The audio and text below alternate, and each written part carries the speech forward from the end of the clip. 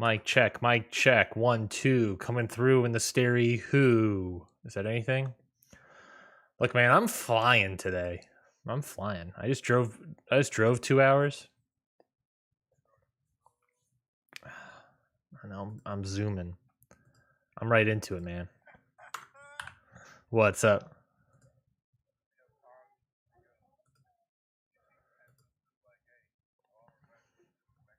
Mm-hmm.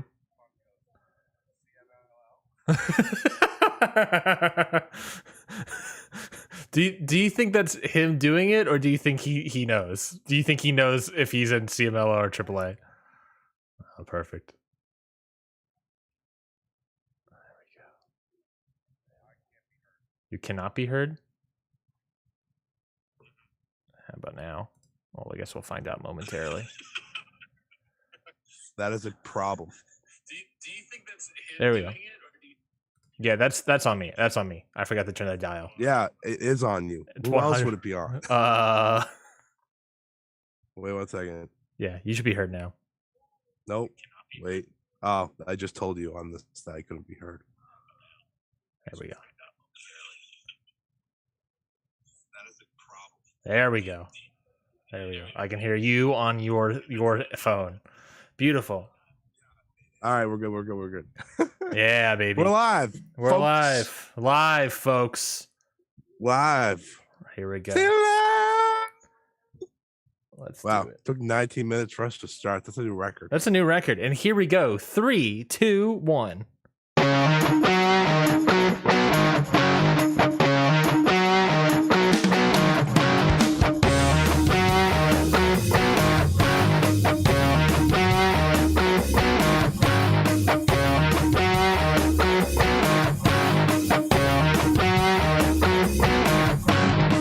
Everybody, and welcome to Ring Post Radio Nights with your host Ryan Knightsy.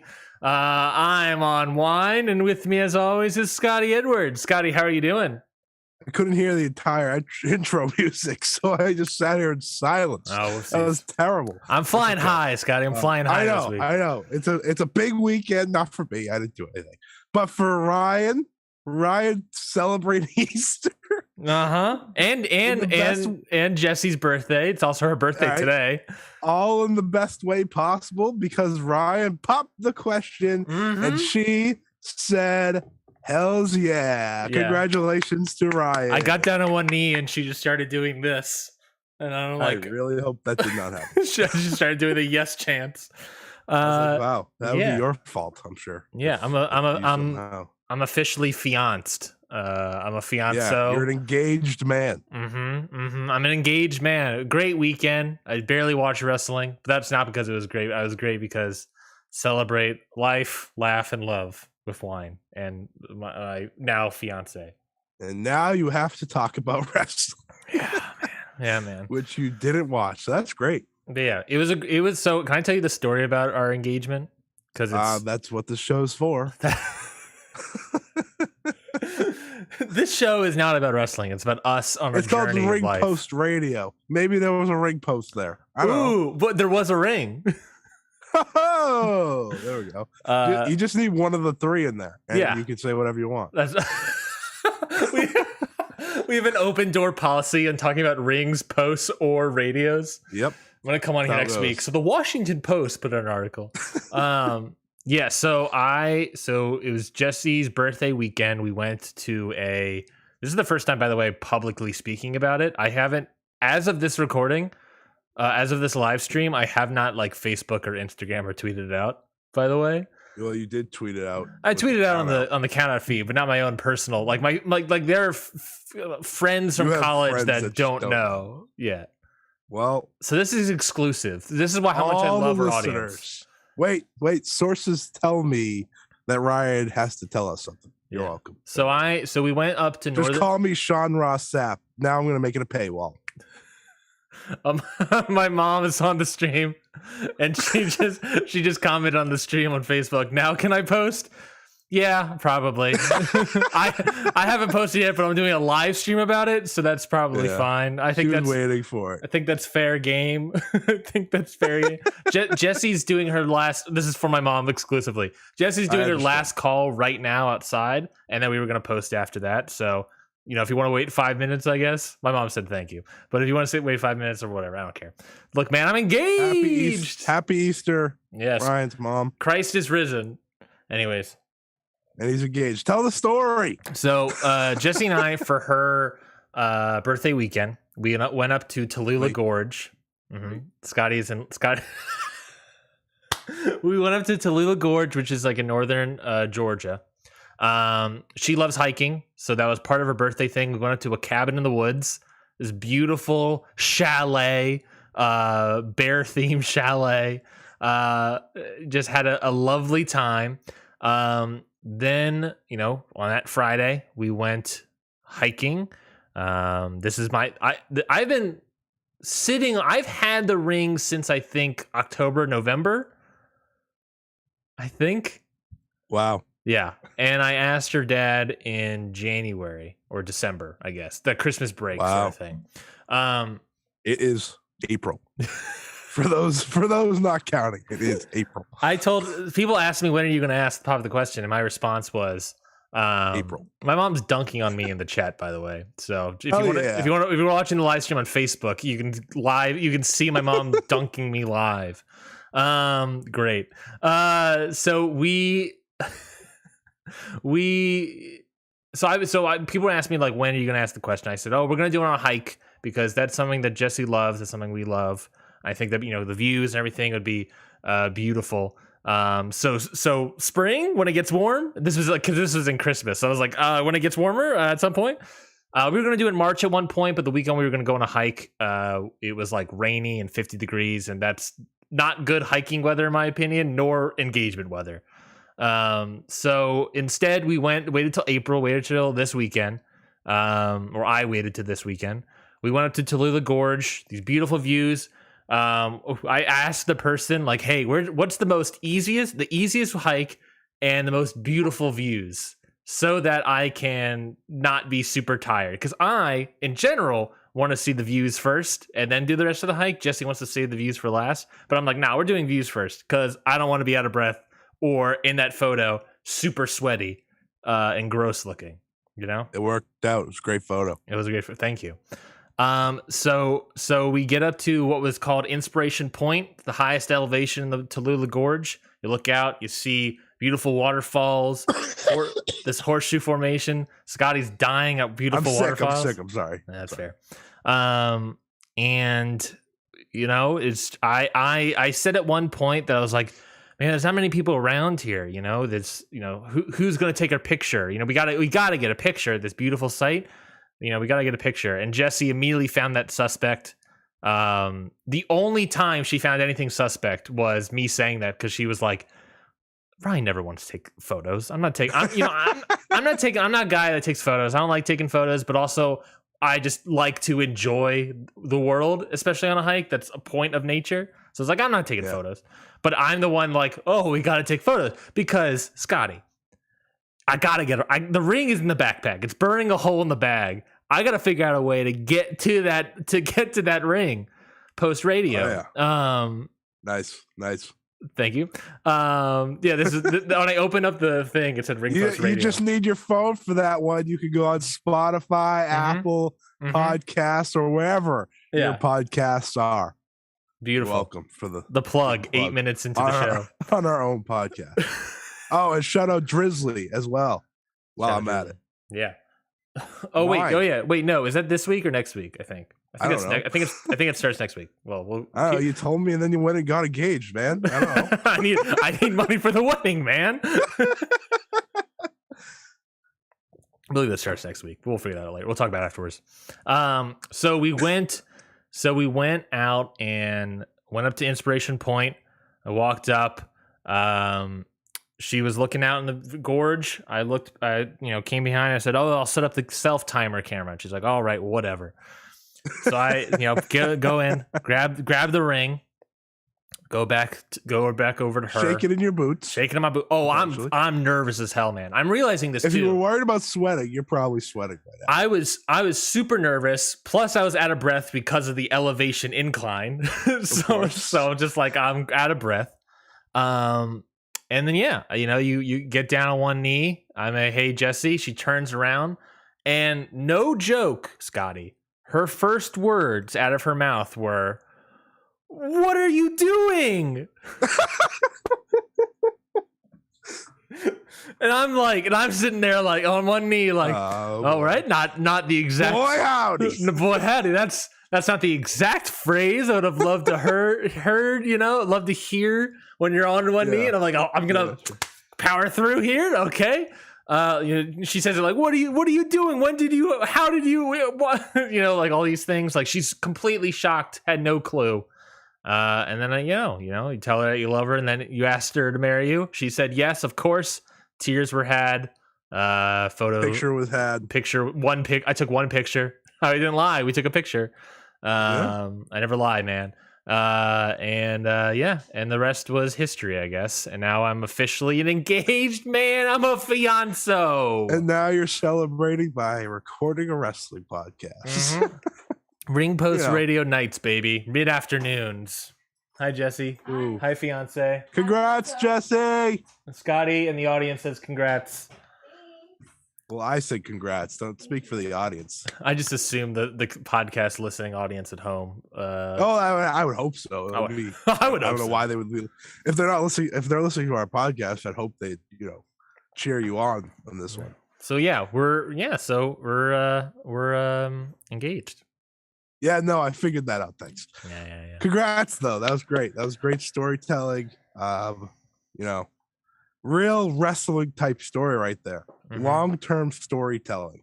You started back in October by buying the ring, mm-hmm. and you completed the story here in April mm-hmm. at Inspiration Mania or whatever. At Inspiration Point. Jesse and I have been dating for 5 years, coming up on 6, I think, technically. So it's about time. It's about damn time, I mean, you're the one that has to say that. I'm not gonna say it's about time.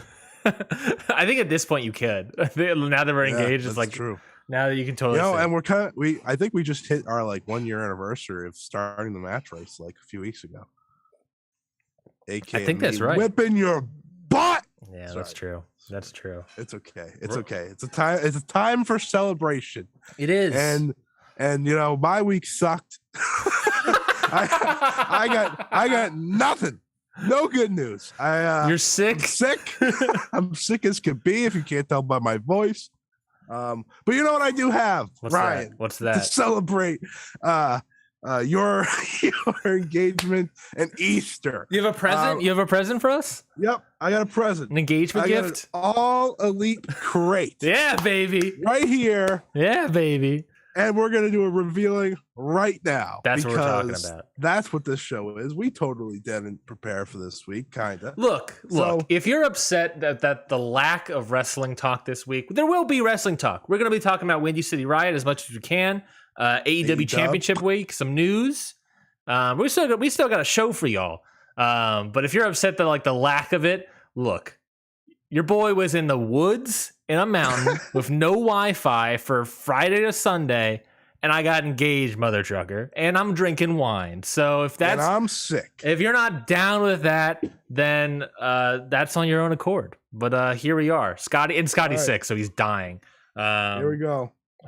So what month of the All Elite Crate is this? Does it Double or Nothing? Is that what? They go by pay-per-view. Okay. So this is the Double or Nothing one, I believe. So wait, but Double or Nothing's not happening till May. Why did you have this? I don't know, man. It says the Double or Nothing crate menu. I'm not looking at it though, because there's spoilers. All right. Here we go. First, the shirt. A shirt. There's always a shirt. When in doubt, shirt it out. You know what I'm saying? Here we go. I'm feeling the wine. We got Adam Cole, baby. Oh, wow. A lot of Twitter's gonna hate this one. People do not like him anymore. I like him. Yeah. But you know what? I didn't see the match, but apparently he hates Jesus or something. Is that what happened from that? Oh, Jesus. No. We'll talk about I didn't mean to say that. That's funny. All right, we got they're just telling me that Double or Nothing is on May 29th. So that's cool. Oh, so maybe these crates come out before the pay-per-view to help get hyped or something. Sure. We got Dark Order play cards. Didn't you have no, you didn't have playing cards in the last one. I'm trying to forget. I don't know. What is this? A Double or Nothing pin. It's a token. Is it a pin or is it an actual chip? Oh, we got a Eddie Kingston micro, bro. Ooh. Oh, we got another shirt. Oh, a second shirt. Oh, this is actually not bad. Wait a minute. I got a new keyboard, so I don't know if anyone can hear it, but I apologize. Oh, this is a nice shirt. What's the shirt? I'm revealing. Oh, cowboy shit. That actually is really solid. I really love that design. Yeah, I love that design. design. Probably sell this one, huh? Give it away as to our many podcast listeners. Well, I should, because the funny joke is they gave me 2. I think. You think? What do you mean? You think? You have it in front of you. I didn't check the other box. There's another box. Oh, I got the Best of Dark. Ooh, volume 1. Well, give me some of those. So give me some of the matches on. These are all the matches, actually. Strong Hearts versus the Young Bucks. Yeah, that was good. Kip Sabian versus Kenny Omega. Kip Sabian versus Kenny Omega? Yeah, I don't remember that at all. I'm just reading it, man. Dante Martin versus Matt Sydal. Yep, that was that was match 1 of their feud thing. Big Swole and Chris Statlander versus Britt Baker and Riho. That doesn't make any sense. It's weird that it's on there because apparently. Never mind. Evil Uno, Allen 5 Angels, Colt Cabana versus Death Triangle. Oh my God, there's so many matches. Robert Anthony versus John Moxley. Hey, he made it. Kip Sabian versus Joey Janela. That one could go in the trash. Oh, I saw. No, wait, no. That one, does it say a stipulation on that one, or just say the match? No, it just says the matches, man. Oh, because I saw Kip Sabian versus Joey Janela Falls Can Anywhere. That one was in Atlanta. I was at that Dark. One. Yeah, on Dark. I was at that one. That's probably it. Brian Pillman Jr. versus Eddie Kingston. And you ready for this last one? Mm-hmm. Darby Allin versus Shima. I forgot that match happened. And then we got a sticker. Thunder Rosa. Look at it. Look at the sticker. All right. That's cool. A great sticker. She kind of okay. Can I don't know. And then we have. Can you show that sticker again? Can you show that sticker again? Yeah, one second. Stadium Stampede poster that I'm not opening all the way up. It's a solid poster. Oh, and we got something.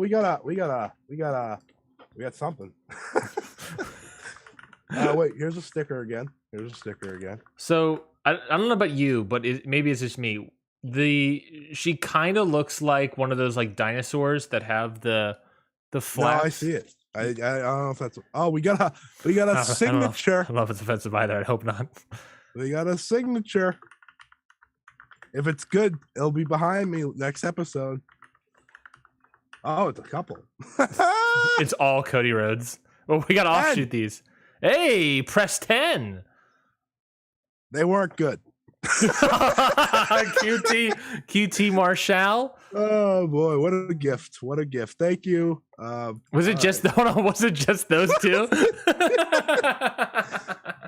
Yep. You know how far those are gonna leave. All right. Well. Shout out Preston Vance.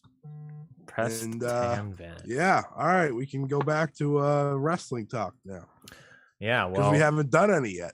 Well, there's tangentially wrestling. We held a wrestling story through an engagement. Indeed, wrestling themed. Yes. If you've never joined us before for Ring Post Radio Nights, this is kind of the vibe of it. It's slightly different because we're not like tired. We do. Granted, we're recording this at 3 in the afternoon, but who cares? I always have a glass of wine, so I'm always going to be a little bit of tipsy. Scotty's not always going to be sick. He could be. but it's not always. The best item, by the way, was the Hangman Page shirt. That was a great shirt. I would argue that Ring Post Radio Nights are some of our best episodes. Wait, was that the Eddie Kingston one? Okay, yeah. I would argue that Ring Post Radio Nights are some of our best episodes. I think they're the most fun, especially the ones when I have wine. I'm not going to have it now. I was told by fans of the show that they were worried that because this is later and I've had sleep, I wouldn't be as fun. And I said, well, I'm sick. Yeah. So, that's also, I think that's also part of what the Ring Post Radio Nights brand is that you are more off insanity levels because it's 9 a.m. and you have zero sleep. And to counteract that, and now that you're more well rested or whatever, I have a glass of wine while we record, so I slowly dehydrate myself while getting drunk, because I'm a one wine kind of guy to get me there. Yeah, doggy. So the balance of craziness shifting this panel, man, shifting over here, and we're going over here and going over there, and we got a glass of wine right here. Ooh, baby. Sure. I can't laugh or I die. So, well, if you like what we do here, I guess subscribe to the show, Ring Post Radio. If you like what we do here, thank you. Thank you. Yes. Go fuck yourself. No. We're not going to tell people to go fuck yourselves. Those are potential listeners. We just got to convince them. If you aren't convinced yet, wait until the end of the episode. That sounds like we have a big teaser, and I don't think we discussed a big teaser. You never know. Maybe the engagement story is third hour. We started that for a third hour. Just talk about the engagement.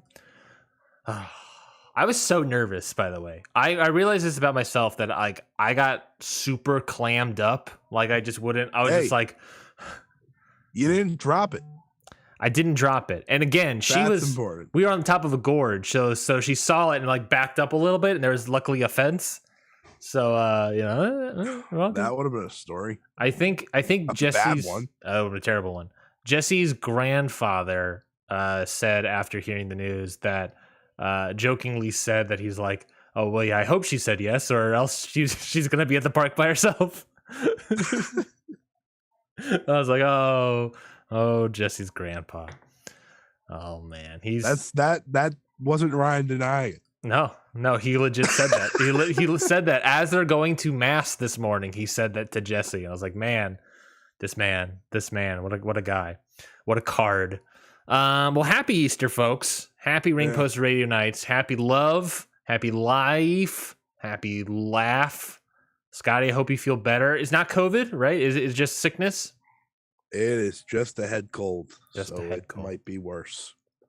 As someone that's vaccinated, it might be worse. Well, didn't you get COVID after getting vaccinated, like with a booster? No. I feel like, maybe you had COVID on the show, I think, haven't you? Never have. I thought I did. I didn't. Man, maybe that's what it was. I don't quite recall. Did I ever tell you that I had COVID, like before it was cool? Yes, you did actually. All right. Did I say it on the show? I think I did. I don't know. Well, I had COVID. I had a COVID February 2020, and I was out for like a whole week. Couldn't talk. I was coughing. If I opened my mouth, I would start talking or start coughing. Wow, that's bad. Yeah, it was the sort of thing of like you think it's strep, and then you're like, this is not strep. This is terrifying. Whatever the hell this is. You know what people forget? What's that? Because they didn't know about it. Before the Ring Post Radio became a podcast, me and Ryan used to just sit here for 2 hours once a month and talk about wrestling. That is true. There were some conversations lost. Who knows what happened in those? I don't remember. Yeah, that's for sure. It was like Ring Post Radio in the incubator. That was like, it was 9 months of gestating. Okay, I'm losing it. Oh boy. Welcome to Ring Post Radio Nights. We got some news for you all. Let's talk about wrestling, Scotty. Why don't we? That's the point of the show. Let's talk. Let's just let's go to Japan, to as western as we can, I guess. We'll start off with this news, which is the most recent, I believe. Konami put a little video out saying that not only, if I'm understanding the video correctly, not only is she back. On my article. That's true. Look, man, I was driving back from a cabin in the woods. You're right here, right now. Oh, fuck! I gotta pull up this article. Give him some money. Well, because I don't want you to say anything false. Oh, God. What is this website you write for? Last word on something. I hope. What was it? Alex is in the chat and seeing what's happening in front. I'm being forced by Scotty to go to a website and read an article. I need them views, buddy. Let's see. The fighting. This is from Last Sport on Pro Wrestling. Scott Edwards, he's an editor there. Okay, good for him. The Fighting Princess will make her grand return to professional wrestling in early May as part of Stardom's Golden Week events. But not only will Konami be returning to the ring, but she'll also be teaming with Shuri and the rest of God's Eye, Shuri's faction, as, quote, the strongest bodyguard. So that's right.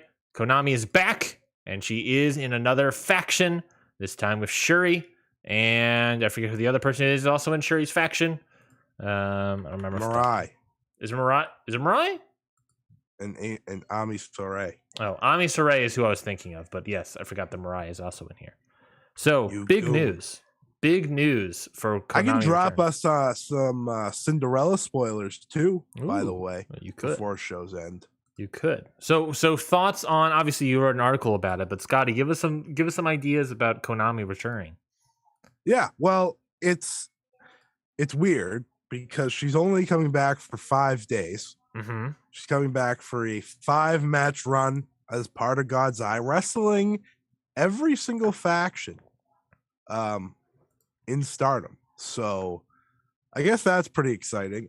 She will be part of the Fukuoka pay-per-view where it will be God's Eye versus DDM in a elimination match. So that's cool.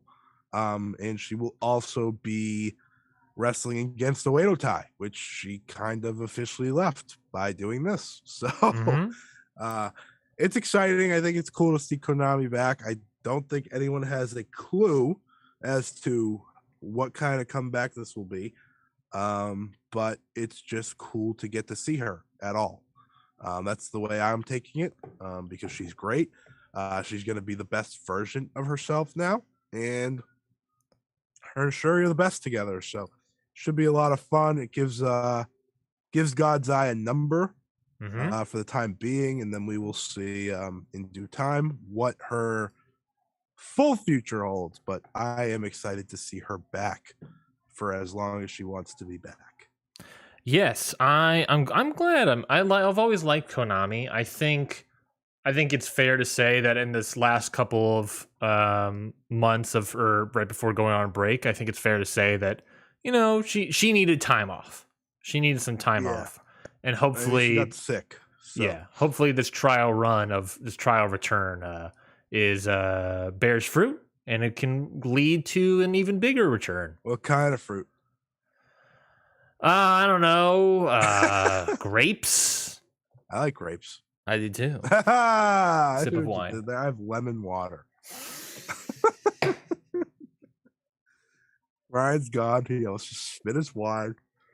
I just hit it with I have lemon water. Barely surviving over here, by the way. I can't wait. Can our shirt? What I've been thinking of shirt ideas, and I think I don't know about I have lemon water. Just Ring Post Radio Nights. I think a Ring Post Radio Nights shirt. Glass of wine. I think you got the Ring Post Radio logo. You got Ring Post Radio Nights, and then I think there we have Boy Howdy on a shirt, and I'm kidding. I was going to pitch to you over like Rover, but I also know that was taken from someone else. Yeah, just like for someone else too. Yeah, that hurt so bad. Jesus Christ! I really hope you don't have COVID. I don't. I did a test. Oh, okay, that's good. That's good news. No, yeah, it's unfortunate. I just feel terrible. I don't actually have the worst possible thing. I just feel awful. That's fair. Yeah. Other Stardom news, I guess. Also, we didn't talk about this, but I saw right before we went on that Queen's Quest is going to be having their general election to figure out a new leader. Yeah. Do you have any ideas of where that might sway? Miyu Amasaki clearly is going to win. I have no idea. I think if I had to pick, I'd pick Azumi. Yeah, I think that's the most possible. She's been there the longest. I think she's ready to be a leader. I don't think Utami or Saya need to be a leader. Mm-hmm. I think it would fit, but I'm interested to see where it goes. If they're not bringing Lady C, that's what I was going to say, Lady C. If they're not bringing Azumi up out of high-speed title territory, she's been in there forever. It feels like. It's coming. If I know, but if they're not, if they need something to do, then boom, let's give her captain, leader. I don't know, leader. I think, yeah. Speaking about Japan, Juice Robinson announced recently this week saying that his contract with New Japan is almost up. I believe he said at the end of April, so that he will be going free agency. He's not re-signing or anything. And not only that, but based on his comments, it really sounds like this man is just saying that he's like, yeah, there's no one else I really want to wrestle. It sounds like this might just be like a kind of quiet retirement for old Juicy. Old Juicy, he says. Mm-hmm. Well, he's a married man now. Mm-hmm. That's about all I got. I can't give you another reason why he might want to retire. He hasn't been Juice Robinson in a while, if that makes sense. Yeah. Like Juice Robinson at his peak was great. Yes. He was great. He had great promos. He had a great G1 run. Actually, a couple. He was great as the U.S. champion. He just felt like he had places to go. And let's be honest now, he's probably accomplished everything he's going to accomplish in New Japan. There's no chance at his current popularity, after kind of all the steam and all the excitement he had around him fell off, that he's going to become IWGP World Champion. That's just not going to happen. And now that the mid-card belt is gone, the no IC title, it's just sort of like, well, he's already won the mid-card belt, the current one, like that, multiple times. So I get it. It's sad because I think a lot of us like Juice Robinson. He has a lot to offer if he wanted to get back to where he once was, but that doesn't seem to be the case. So we'll just cheer him on. It's also the thing about Juice is that what Juice thrives on, and what the same sort of thing of like when he was as most popular, is the crowd energy, the crowd connection with Juice Robinson. He's been in Japan, he did the tours, he did all that stuff, and there's the crowd connection's not there. He's trying his best, but it's just not there. Working at Impact, and there's definitely no crowd there for him. The only other place that he might be able to find that crowd energy is NXT is not going to hire him, so it would have to be WWE main roster immediate, which I don't think they would do that. Or AEW, which I don't know what Scotty's trying to spell out. He did AEW, I think is what he's doing. Only other thing is AEW. I think that would be a great fit for him, but it also comes down to whether or not he would want to do it, or if TK even wants to get the guy. If TK wants to, we'll see him in May. If not, then that's that. There's also the aspect of David Finlay. If you're only getting Juice Robinson, you're not getting David Finlay, then you're only getting Juice Robinson. He might be a great spot for ROH. Maybe that's a good spot if he wants to continue. His wife is also in the company of AEW, so you can bring back Lifeblood. Yeah, that's what people need. We need more lifeblood. We need more lifeblood. Terrible faction. That's how we get Bandito back in Ring of Honor. We get Lifeblood back, and Mark Haskins. How about Tracy Williams? Tennille Dashwood was in it. Tennille Dashwood. I was like, there's a female wrestler in Lifeblood too. Tennille Dashwood. Yeah. Yeah, there's I think there's spots for him, but the other aspect to it is him also saying that I'm pretty sure he's like, I wrestled everybody, I want to wrestle, which is ironic. That's just there's a lot of people in AEW he has wrestled, but there's also a lot of people he hasn't wrestled, but he seemingly has no interest in wrestling the likes of them. So I mean, it just doesn't seem like he wants to wrestle anymore. A Juice versus Darby match would be amazing, I think. But he doesn't want to wrestle Darby. I know, that's apparently what it is, and I don't blame the guy. Stay at home dad. Totally fine. That does mean that Moose will have sole custody of that taunt now. It's not going to be a Moose versus Juice thing. It's now only whenever you do a fist pump and a oos sound, it's going to be a Moose. That means we're never doing it again. Yeah, I guess that's right. What a shame. What a shame. Speaking about AEW and New Japan, semi according to the Super J Cast, it is believed, based off of their feeling out of how they report news, that there will be a AEW New Japan Super Show happening in Chicago. What was the date? It was, I believe it was June 23rd. June 23rd. And I saw another one that they put eye emojis over, talking about the United Center. So we're talking CM Punk debut. That would make sense. CM Punk debut, United Center, Super Show, AEW New Japan, June 23rd. And by the way, I wanted to talk about this with you. I got a couple directions to ask you how you want this. Real quickly, I'm going to say that June 26th is my birthday, Scotty. So maybe that'd be a pretty good birthday present. It is on a Thursday. June 23rd is on a Thursday, so that kind of stinks. Did they say June 13th? What's June 13th? Let me look up the calendar. I don't know off the top of my head. What do I look like? I feel like it wouldn't be on a Thursday. What do I look like? A Batman villain? Calendar man? The Riddler. Ooh, hey, I'm the Riddler. Hey, yo. What day is June 13th? June 13th is on a Monday. June 23rd is on a Thursday. I'm pretty sure they said June 23rd. None of these days sound normal. No. So that's interesting. I'll look up to confirm the very specific date. Either way, it's not a weekend, so that's weird. Mm-hmm.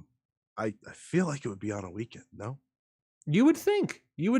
I mean, maybe. Let's look at that calendar. Maybe that'll be after Dominion, so it's probably the 23rd. Yeah, they haven't announced the date for Dominion, but there's a chance. I guess Dominion could be like the 25th. No. Is it usually the 9th? Yeah, it is usually the 9th. That's weird. I don't know. Yeah. That's weird. Anyways, you had thoughts about it. Anyways, okay. So there's a lot of ways to look at this, I think. First, initially, we got to be excited for it. Though I do have some questions after watching Windy City Riot of like, what big match is AEW getting? Because New Japan is getting all of them right now. Real quickly, Dominion is June 12th, which is a whole ass week ahead of it. So it's definitely the 23rd. Got it. Okay, continuing on. So how would you prefer it? Because I think there are definitely ways fans have been thinking of which way this will go. Obviously, there's the AEW versus New Japan way, which, I mean, I think you would be more likely to end up with it being like New Japan versus Noah than, say, a card full of singles dreams matches. Maybe like one or two, but I think you'd be more likely to get something like the Noah card more than the Super Dream match card. Yeah. I don't think we're getting a bunch of singles. My other question is, would you prefer them to go the G1 Super Card of Honor route, which I think could work if you give one or two big time New Japan versus AEW matches on that card, while also having an AEW World Title match. Maybe you don't have the IWGP title defended. Maybe you don't have to do that. Maybe you do a big tag. Maybe you do Okada and someone versus whoever. Maybe that's how you make that work. But I think Super Card of Honor, if you're only going to do all tags, I prefer the Super Card of Honor. Mm-hmm. Not Super Card of Honor. G1 Super Card way more. I think you're onto something. I think the idea of it being the G1 Supercard style and the Madison Square Garden show, where it's a combined show.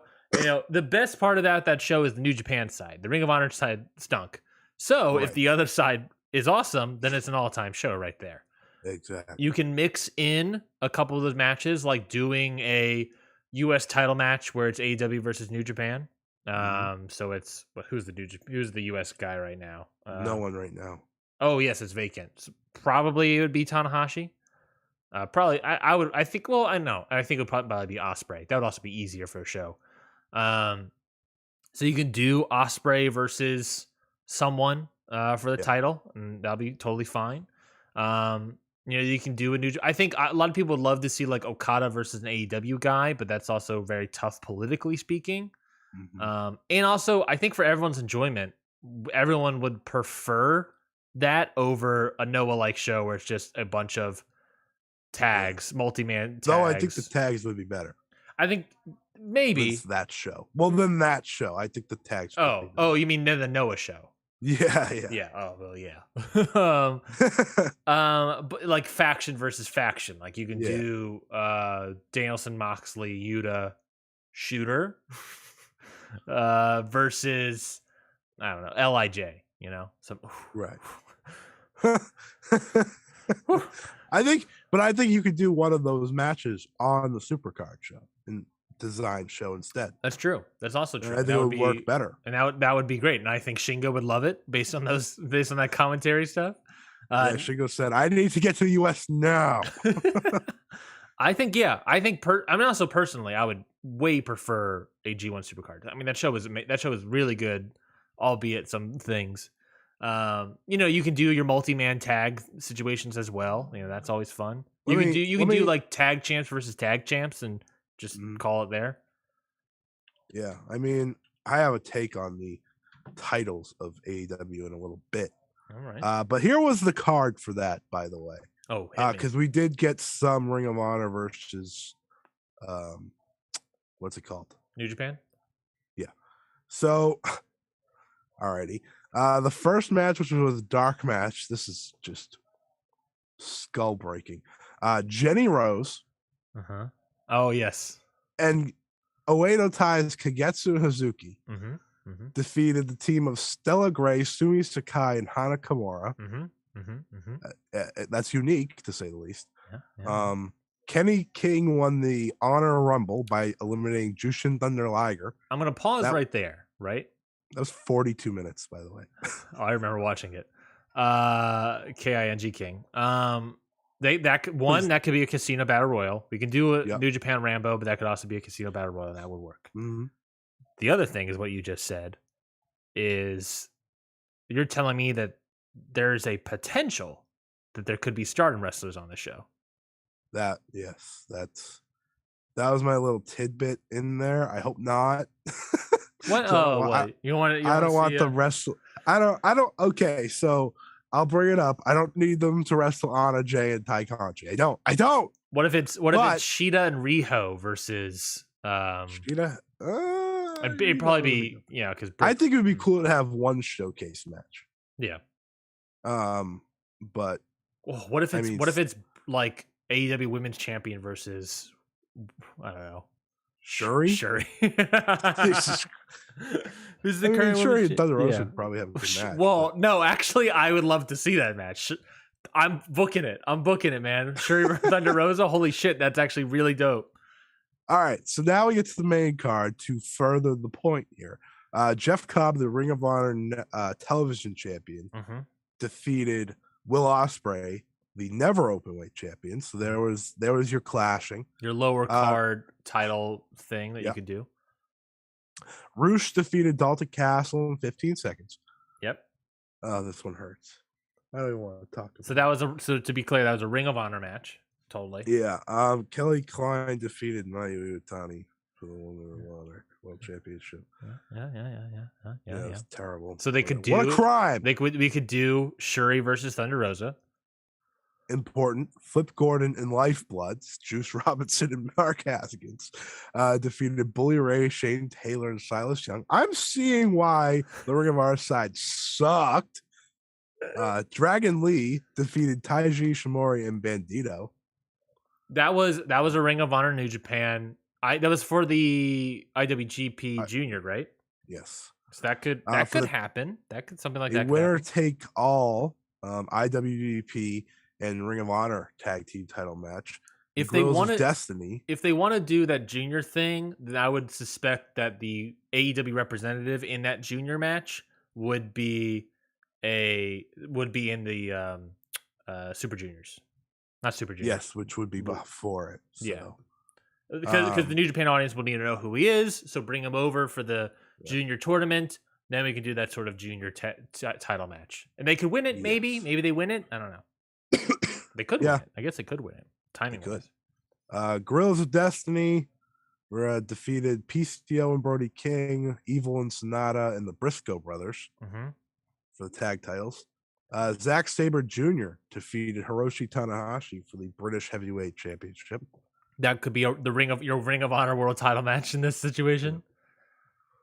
Kota Ibushi defeated Tetsuya Naito for the IWGP Intercontinental Championship.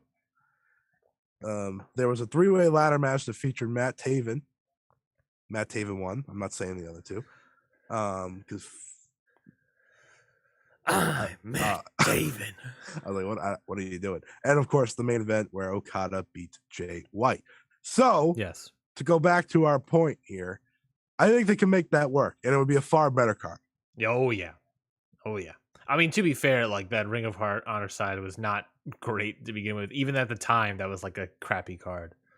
Well, it was supposed to be with the Elite, and then they left. Yeah. Which, hey. So here's your chance. Oh, well, that's the idea, is that, I mean, you sold out Madison Square Garden on the idea of the Elite. Well, guess what? The Elite, well, I don't know about all of the Elite necessarily, but what if all the Elite are there?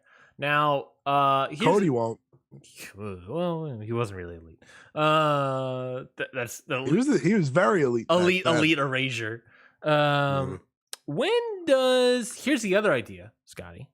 And I don't think this will necessarily be it. But when does the G1 start? The summer. June? Like a week. No, July. A week before the 5-star Grand Prix, because pain.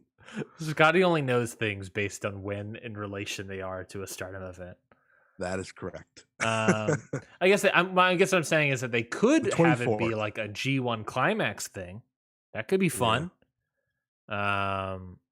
I could see that happening. It would just be a matter of when the G1 starts. I think when they did the G1, when they had the opening night in, was it Dallas? I think.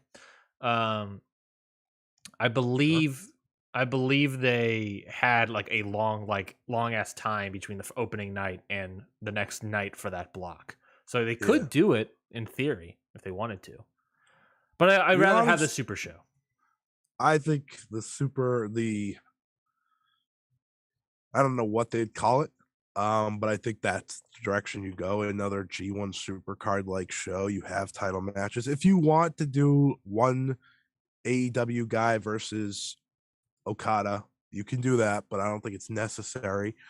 And I just hope that, Mr. Gato and Tony Khan and, everyone doesn't have to play super politics here. Yeah. Because I think it has to, and I don't think they understand how special the card, special the show this could be. If this is what happens, I mean, this could not be happening. This could not be the major announcement. And we would just be all like, oh, okay. Yeah. So I guess we really don't know until he says it. But if this is the major announcement, then I'm very much looking forward to it. And it'll be interesting to see how they map it out. Same here. Very excited. We'll probably know immediately. Oh, yeah. Do you think there'll be... If he says AEW versus New Japan or AEW and New Japan, it'll be different. That's a very good point. Do you think we will have any sort of Double or Nothing tie-in? Yeah, that'll be in May, right? Yeah, that'll be in May, and we already know Okada, Tanahashi, Ishii, like a bunch of them will be over here for that DC show. Yeah. And that's still when the Best of the Super Juniors is going on, so it's possible. Totally possible. I guess And we'll see. I think I need to hear the coin drop on AEW one time. They're gonna get it at least once. They're gonna get it at least once. It's gonna be amazing. Well, speaking and then about Kenny Omega returns, and then we get that match, and then Ibushi comes out. I saw some people complain about what if Ibushi and Omega returned at the same time, same night? Do Golden Lovers versus FTR. My stars. Well, speaking of New Japan, who says no? Let's speak of New Japan. Let's talk about Windy City Riot. It was a blustery one, so much so it caused the feed to be shit. I said, I only watched 2 matches on this card. Again, I was getting heard the venue was kind of ass. I heard the venue was ass. I read all night that the feed was garbage. Not so much so that New Japan put out a press release about it being bad. I hope they realize, hey, you know what? Maybe we'll just keep this on New Japan World for now on. That's honestly that if they did that for Resurgence, and it was great.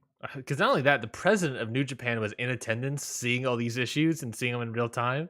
It was probably like, "Oh no, we are there," and looked at the fight representative and be like, "Yo, you're screwed, man.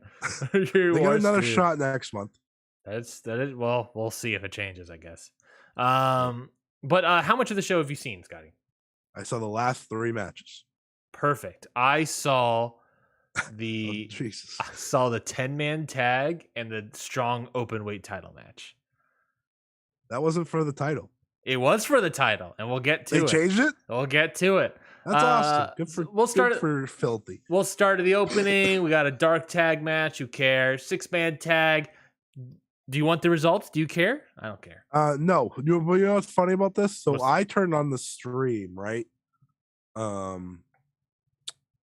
I don't know, around when Suzuki and Ishii were fighting, and I went back to see the beginning of the show because for some reason on Fight TV it said the show started at 8:16 p.m. And I was like, what? So the beginning of the stream started halfway through this match. They have now uploaded, I think, all of it, but I'm not sure because I was watching the main event and one part skipped like probably maybe a minute total. Not a lot, but it was kind of absurd. I was like, oh, Jesus, please, let's stop with Fight TV, New Japan. You don't need to do this. You have a streaming service. Doesn't make any sense why they did this. I wonder if the Japanese commentary one was New Japan World feed. Like that level of stream? Yeah, because they had it on New Japan World. You could just buy the Japanese commentary.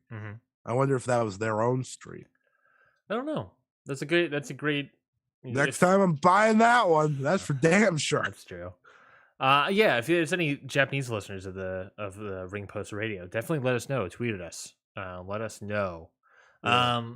Well, let's go over this real quick. Dark tag team match. Rocky and Wheeler Yuta defeated Kevin Knight and DKC. 6-man tag team match. The Factory defeat Clark Connors, Carl Fredericks, and Yuya Iamura. I read somewhere that Yuya took the pin there, which is very funny. I believe it was QT Marshall pinned Yuya Iamura is what the result was there. What are we doing? That's a weird result. 10-man tag team match. I watched this one. This is the first match I saw. Of 2. Alex Coughlin, Chris Dickinson, Fred Rosser, Josh Alexander, and Ren Narita defeated the team of Team Filthy, Black Tiger, Danny Limelight, Jarrell Nelson, JR Kratos, and Royce Isaacs. This match was pretty damn good, Scotty. I'm not shocked that you didn't miss a JR Kratos match.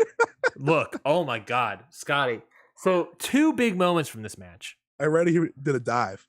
JR Kratos did a dive. Not only did a dive, he did the Montez Ford ricochet running across diagonally of the ring and jumping over the post.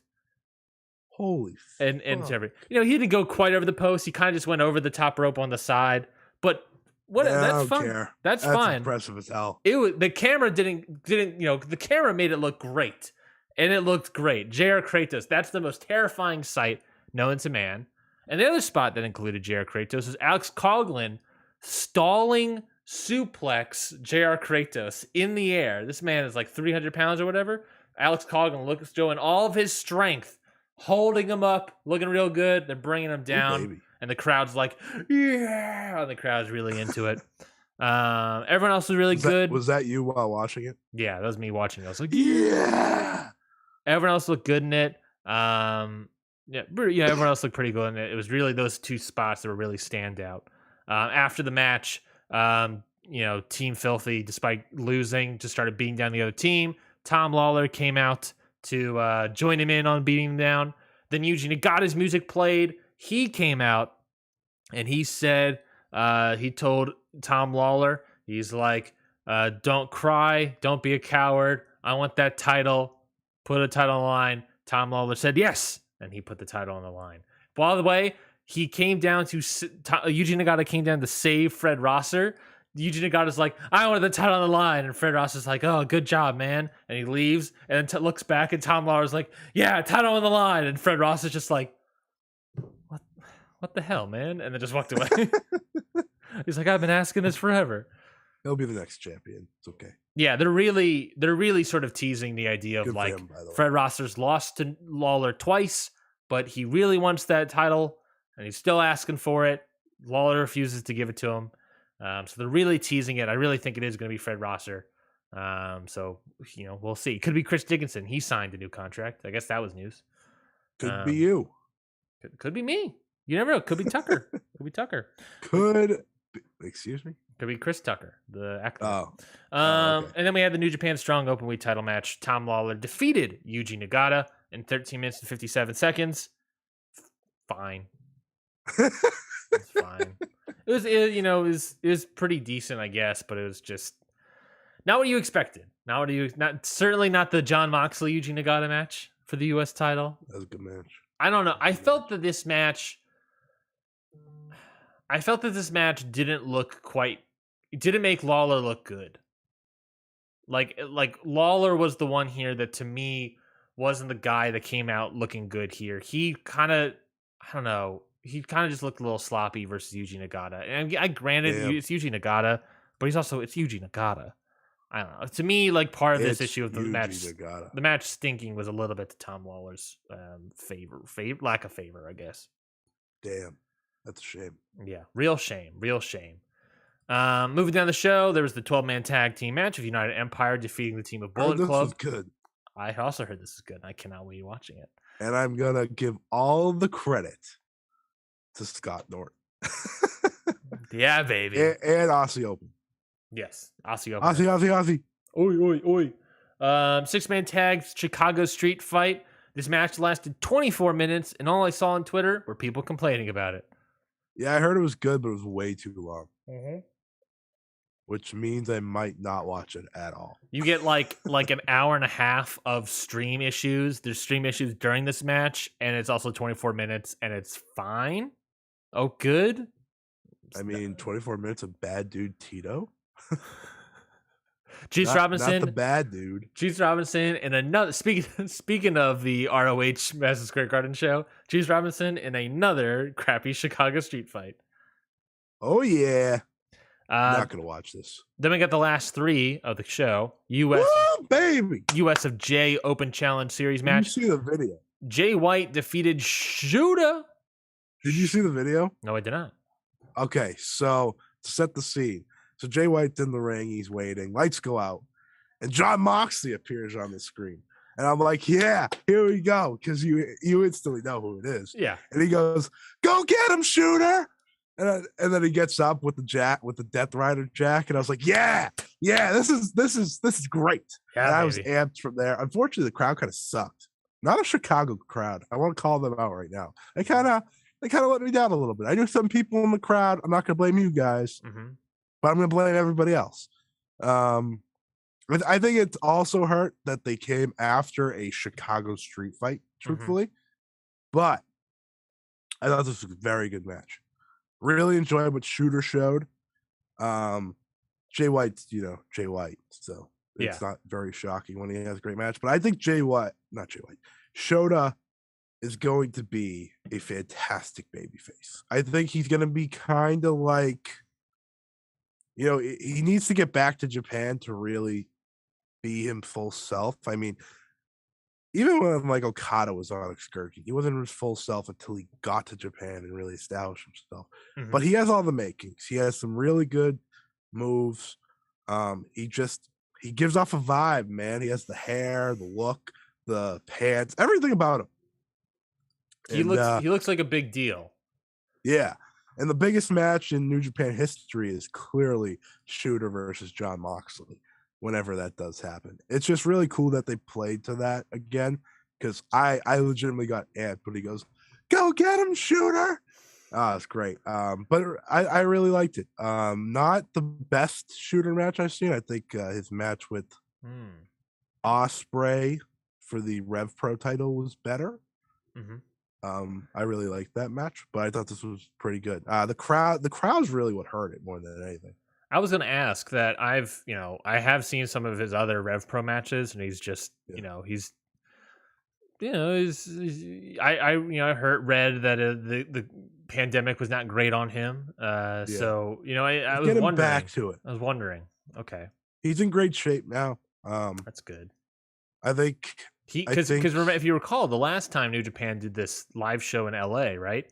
He was gonna be on it, and then New Japan decided, no, you're not gonna be on it. You don't look good. You're not there. So I'm glad that he's back. Yeah, I think the sooner he gets to Japan, the better. Just he'll thrive at that point. Yeah. There's just something about him when you see him. He looks like a star. Yeah, he's got the look, and I think the wrestling comes within one, having the right opponents, which he did here, and I mean, let's be serious here. Unless like the New Japan stars are heading over to Rev Pro, he's not getting the best of the best all the time. Though his match with Yota Tsuji was really good too. Yeah, that was really good. I thought that was good too. I think he's getting better and better. And I'm saying, just get him back to Japan. I think he's got the fire. The crowd, I think, was more the upsetting part in some parts of this match. I guess admittedly also it's like the crowd, you see Moxley on the screen, the crowd is very dumbly expecting Moxley to be the challenge. They chanted Shooter. Oh, okay, that's good. Like what, while the video screen was up? Yeah. Okay, that's good. I was about to say, I was like, I hope the crowd and he made his walk down, so that was cool. Yeah. Well, that's good. That's good for Shooter. I'm glad. Maybe that's what he needs. Is maybe it's not have the excursion in England. Maybe it's have the excursion in America. Yeah, because the American crowd, because of Moxley, the American crowd is into Shooter already. I think I keep saying Shooter. I know it's Shoto. Shota? It's Shota. I don't know. But he's called Shooter, so it's really confusing. Yeah. I think the American crowd might like him more, so it might like that's the jacket that Moxley gave him. It says Shooter on the back. It's great. I love it. He turned around and did the Moxley pose at the top of the thing. It says Shooter. I was like, man, this guy's a star. That's what I'm talking about. That rub, baby. All it is a jacket. Let's talk about the next match. Tomohiro Ishii versus Minoru Suzuki. Tomohiro Ishii gets the win in 18 minutes and 46 seconds. Are you got 2 words? If you got 2 words for me? Okay, so these two, surprisingly, I know, had a fantastic match. I mean, they just hit each other as hard as humanly possible so many times. I was like, man, Ryan's gonna love this, because I knew I knew you probably weren't gonna see it. So I was like, and I was thinking about that Shingo Ishii match from earlier this year that you adore. It's not that because that's asking for a lot, but it was great. I mean, you got Suzuki in there, you got Ishii in there, and they didn't the opening couple minutes, I was like, okay, are they in there? Okay, well, we're on an indie show, or we're not on a major stage show. And then they just kicked it into high gear, hitting each other as hard as they could. The only thing that made this match not as great as I wanted to was the audio issues. Like, legitimately, the audio issues were like, some of the strikes were so quiet on the audio, but then they got so loud that I was like, I can only imagine what that sounded like in the arena. They just beat the piss out of each other. It was just 2 old guys hitting each other as hard as they possibly could. giving you exactly what you paid for. It was a really, really good match. Oh, I'm glad to hear it. I'm not happy to hear that the audio is. I mean, of the 3 matches you saw, I didn't really have many issues in the 2 matches I saw. I mean, any issue that I had of like the stream kind of being a little crappy, I just also attributed to I'm in a cabin in the woods. There's barely any Wi-Fi. I'm using data to stream on Fight, so my bill is gonna be ginormously high. Do you think, of the 3 matches you saw, do you think it would be worth waiting for the full feed to be up on New Japan World? No, I think you should just watch them. Okay, that's good to know. I think the Shota versus Jay match was hurt by following a Chicago street fight that was really long. That probably killed the crowd. I think this one you just get into it anyways. It doesn't hurt it that much. And then the main event's the main event. Main event's the main event. All right. Well, let's go to the important. main event. No. Important bits here, Ryan. So in the backstage area, Brody King challenged Minoru Suzuki to a match at Capital something. I don't know what it's called. I think it's Capital City Collision.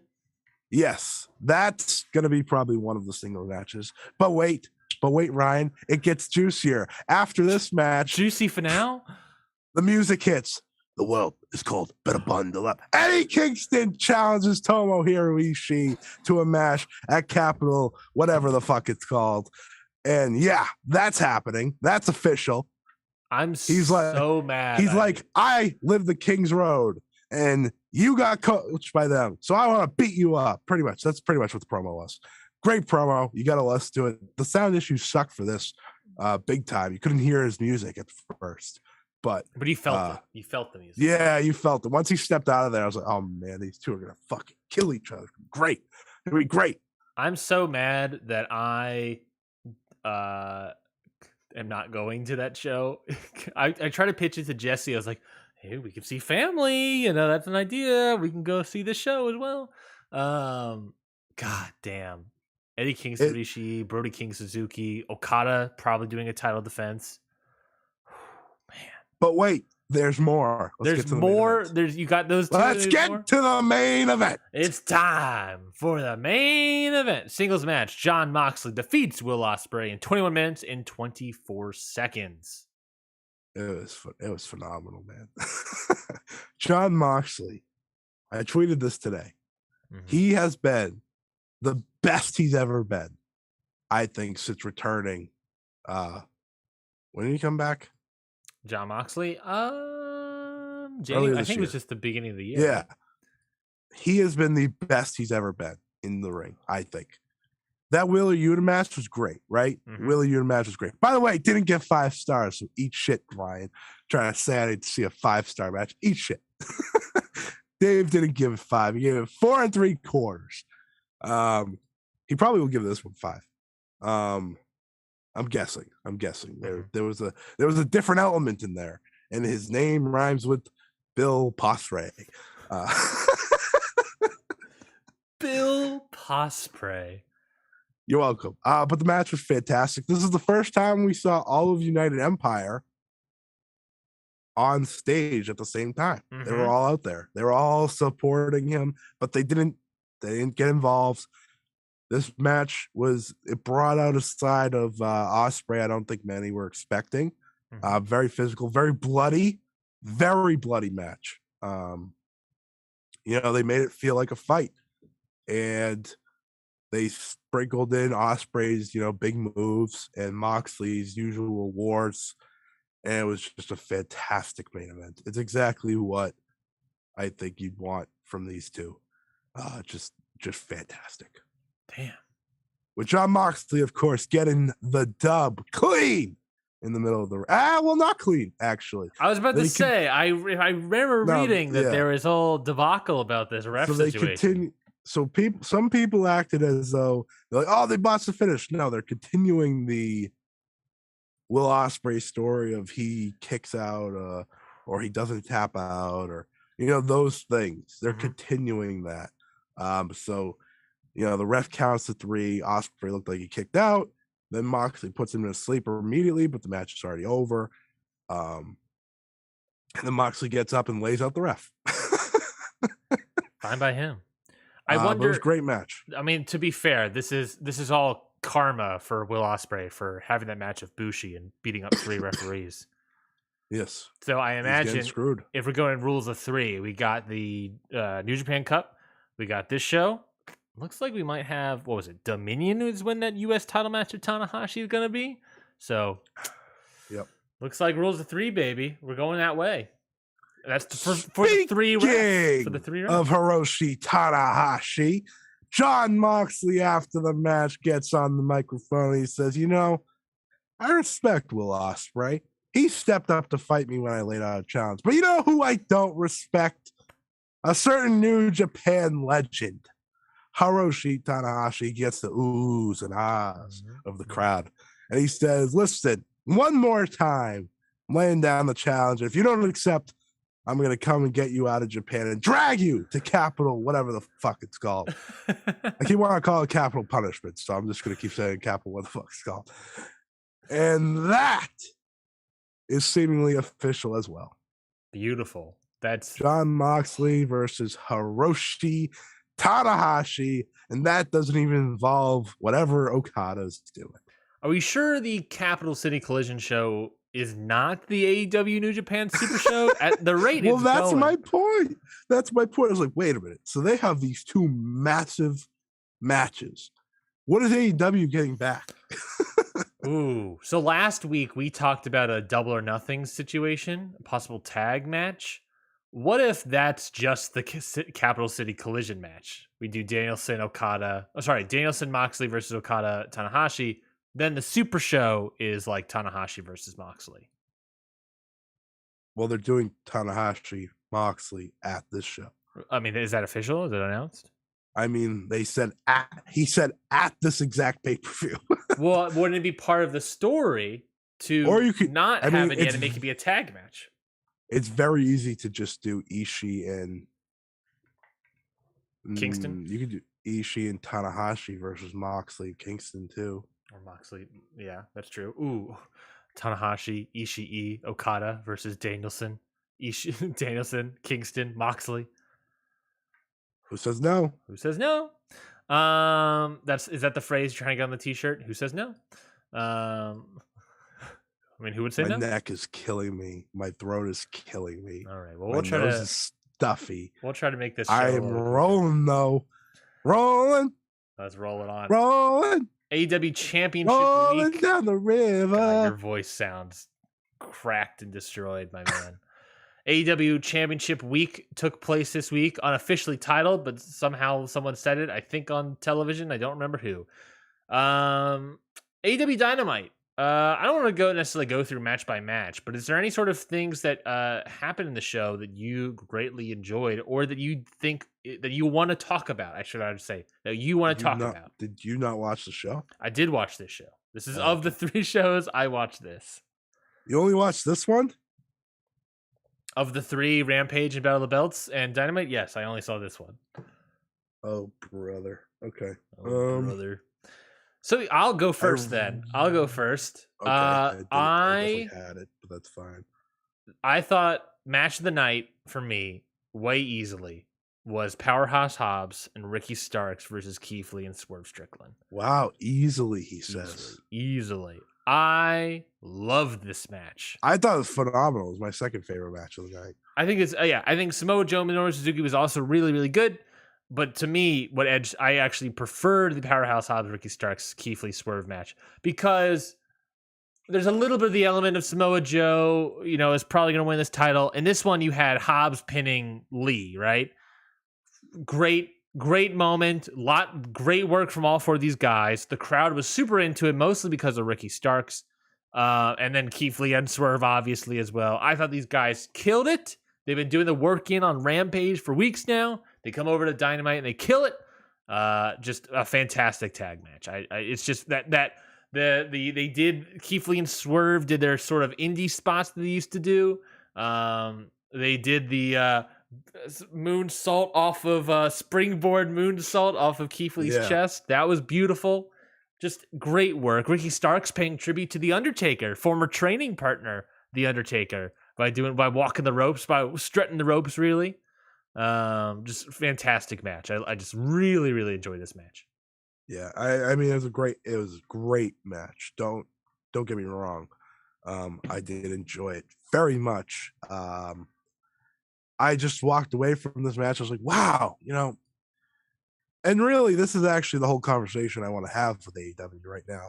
I'll bring it up now. Perfect. You have, to me, 3 championships that are fucking irrelevant right now.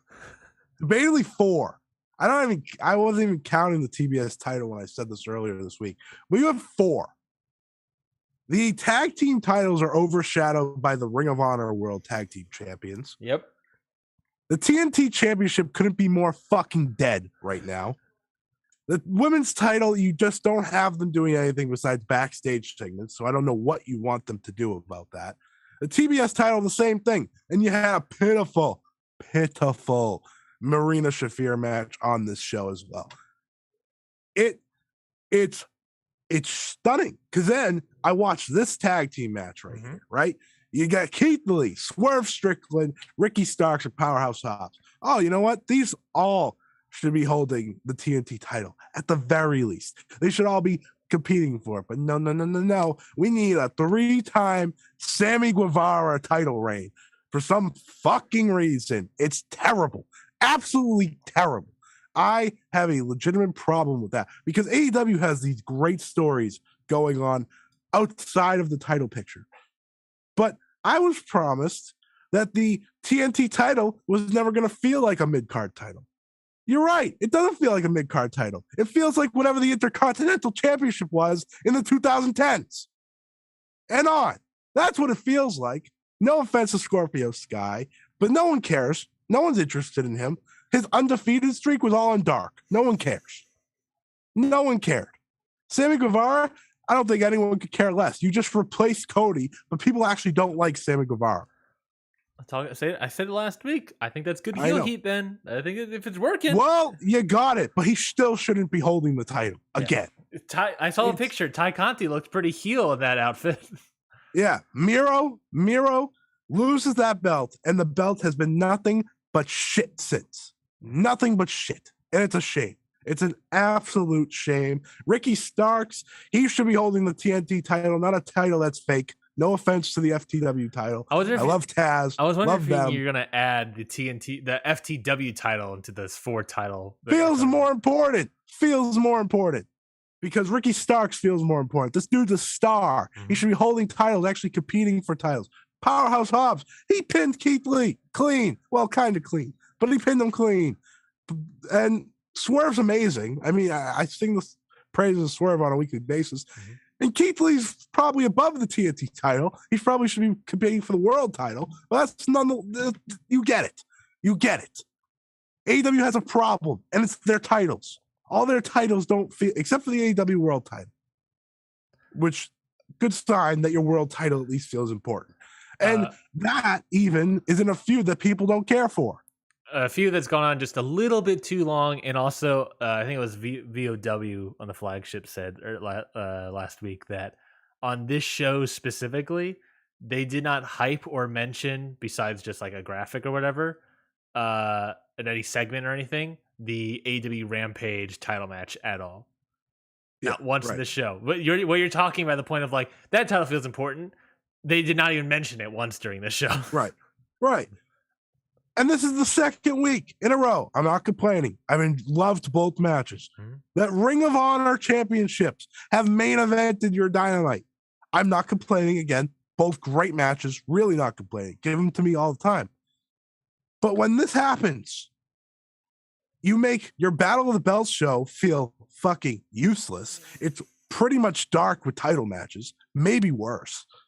You got, I don't get it. I don't get it, because Tony Khan was doing great with the TNT title. He had great champions. You had Cody, Brody Lee, Cody again, Darby, Miro, great champions. Then Miro drops it to Sammy Guevara for no reason, no good reason. It's not like that was a hot feud or anything. Sammy Guevara loses it to Cody. It was just sort of Sammy's time to be kind of solo, so he needs the title. Right. Sammy Guevara then wins it back from Cody in that ladder match. Great ladder match. Great match. He loses it to Scorpio Sky, which is like, why? No one, this Dan Lambert stuff has run its course, and we're still rolling with it. And I understand most of it's probably for Paige Van Zandt, but it's just, I don't get it. Now Sammy Guevara has the title again. It doesn't make sense. And if one of these 4 guys aren't the next champion, you're doing something wrong. It's either these 4 guys or the winner of Andrade versus Darby or something of those, because these are the hot feuds you have going. These are the hot matches you have going.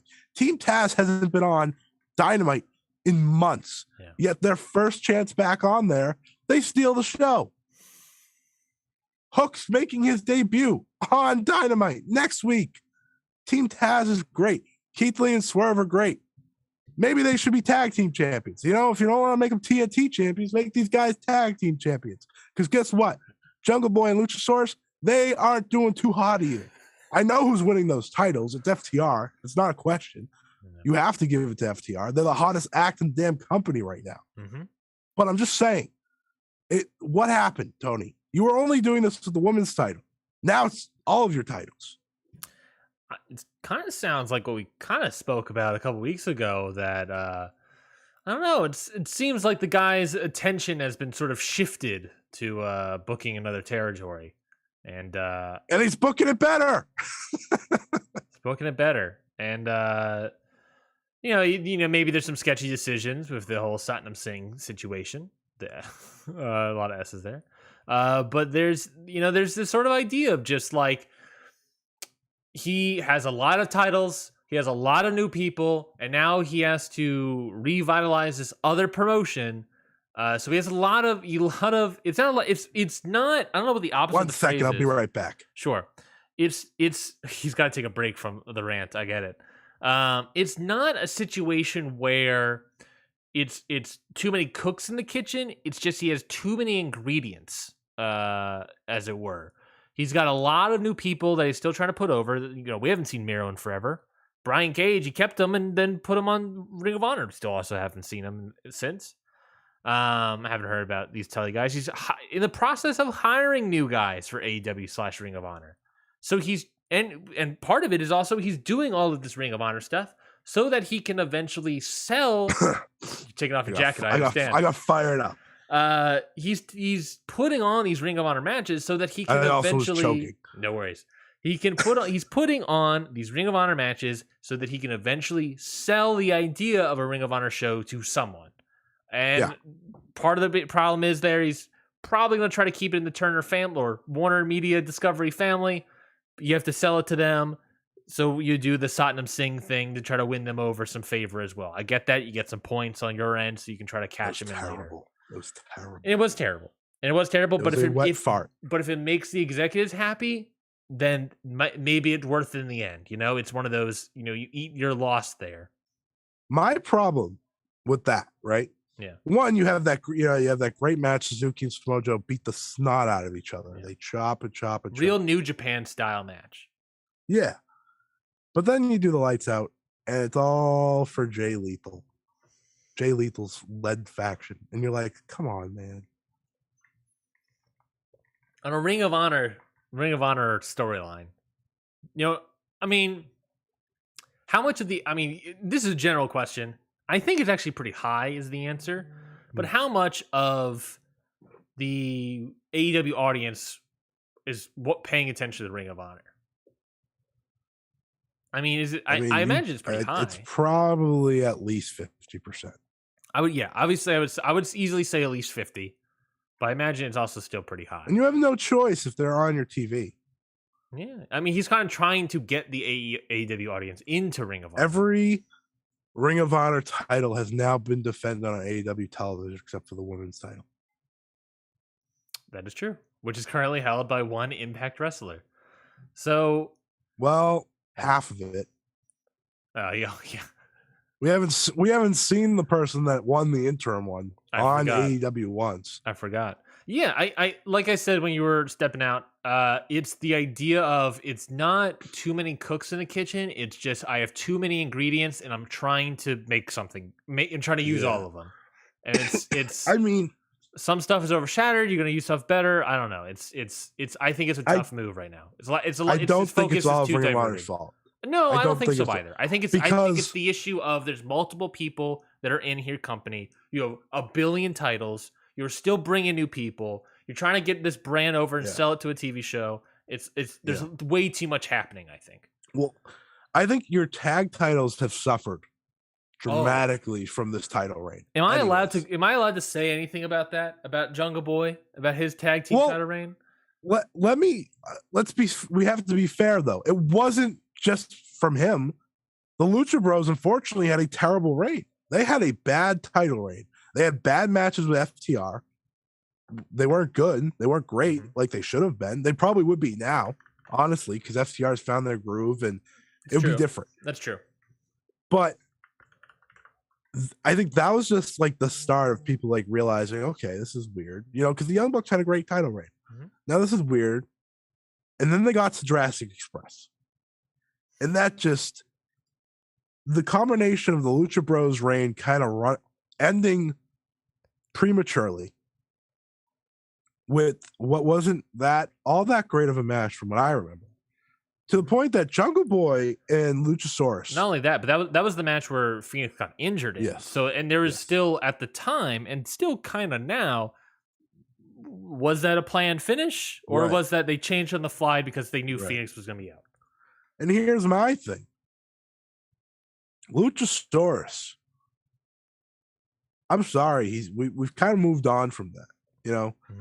They were hot. Those three, I'll include Marco Stunt. They were hot when AEW started. They were very popular. People wanted to see them win. He did it 3 years later. And I'll give them credit. They were getting chanted on this night here on this show.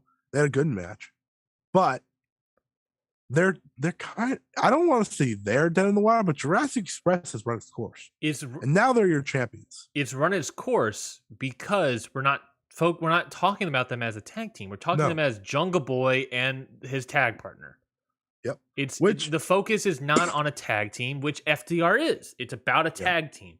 Yeah. They're the tag team champions, Jungle Boy and Luchasaurus, and the only one that they're talking about or giving any sort of pushes. The idea of this title reign is to make Jungle Boy look even better. It's like, well, who gives a shit about Luchasaurus then? Why should I? They're telling me what I should pay attention to. Why should I care about Luchasaurus? Even though he still pops the crowd. Why are we not caring about this guy? Yeah. This goes back to the TNT title now. I thought Miro, 1, had plenty of more time in his reign. 2, a potential Jungle Boy win would have made sense if that's what they were aiming for, because that's what they did with the tag titles instead. Yeah. And it just doesn't make sense to me. You have so many talented wrestlers on your roster, so many great wrestlers. You had a tag match here. We just talked about it. Nothing on the line, but it felt like one of the biggest matches you've had on Dynamite in weeks. No title match. You have CM Punk and Pentagon Jr. at the top of your show, just wrestling because they can. Great match. You have Eddie Kingston wrestling the whatever. I don't even know what they're called. Jericho Appreciation Society. Yeah. And then there's, this long. I also thought that was a really good match. It's a good match. Okay. Then it was a hot match. Like hot crowd. People love Eddie. And then you have like this long list of people that weren't on this show that are great that you could have fighting for these titles. But no, we got to see Scorpio Sky, Sammy Guevara, Jungle Boy, Luchasaurus. I'm not blaming Thunder Rosa because I do have take on Thunder Rosa and Nyla Rose after this in their match. But it's annoying. I'm happy I got it off my chest on this show. I might not have a voice in about an hour, but it was worth it. And now I want to say the main event was great. These two beat the shit out of each other. They just kept going and going. And I'm such a sucker for just like the chops and stuff. And I do think you make a good point of like, well, we knew who was going to win. Yeah. If we didn't know who was going to win, it would be even better. Yeah. And I love these last two matches. I thought they were the best two matches of the night. But yeah, it's a shame. It's a shame that we've gotten to the point where AEW's titles mostly don't matter. I think it's just what is it? Inflation, I guess is the word. How I feel about it is just there's just too many things to focus on. Yeah. There's effectively two and almost none of them involve the titles. All the hot feuds don't. Really what the AEW audience needs to focus on. 3 women's champions, 2 tag team champions. We're not even going to talk about the 6-man titles with Ring of Honor. That seemingly who the heck knows about what's happening with that. I don't think they exist anymore. I don't think so either. 2 world champions. 2 mid-card titles. Wait, yeah, 2 mid-card titles and then the pure title.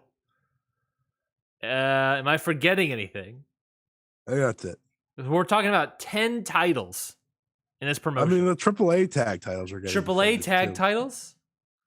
That's 11. FTW? Let's do the FTR? whatever the fuck? FTW? 12? 12 titles? If the 6-man exists, 13? Okay, I still think those should exist, but that's because we get trios matches every fucking week. I agree. I don't know why they didn't include that. But you're talking 13 titles in this promotion's audience has to focus on. And you don't defend any of them. If you're an MMA fan, if you're a UFC fan, it's not a huge deal because there's titles over the place. I didn't even talk about there's actually technically 4 women's titles because there's the interim champion. So 13, 14 titles we're talking about. Like I said, if you're a UFC fan, you understand the concept of having 1 billion titles. But if you're a wrestling fan, titles have always existed, and there's all cross promotions and all this stuff, different territory, everything. But one promotion's focus on all this stuff is a lot. It's like WWE. It's getting there. It's getting it. For some reason, WWE has that many titles. No, I don't think so. They have 2 world titles. They have 2 mid-card titles. They have 2 tag titles. 3 tag titles. What's the third? Women's. Oh, women's. And then 2 women's. You could argue that they want to focus on NXT as well. And right? 24/7. And the 24/7. Okay, that's 10 titles. If we include NXT, that's 3 more. 4 more. So that's about the same. Yeah. The same complaint. Oh my God. But that's 3 brands. That's 3 brands. And AEW. This is just AEW. AEW is 3. It's 2. AEW and Ring of Honor. Is it though? Because Ring of Honor doesn't exist at the moment. I don't know. That's the whole thing. But you're right. It's a similar idea of it's the same complaint. If you have the same complaint in WWE about having too many titles, it's the same issue in AEW. Too much stuff. And I think it can fix because I think Ring of Honor will have their own domain eventually. Yes. But right now they don't. Yes. So it's just a lot all at once. And again, I'm not complaining that I'm getting FTR versus the Young Bucks for the Ring of Honor tag team titles. I'm not saying that. I think ultimately these are nitpicks.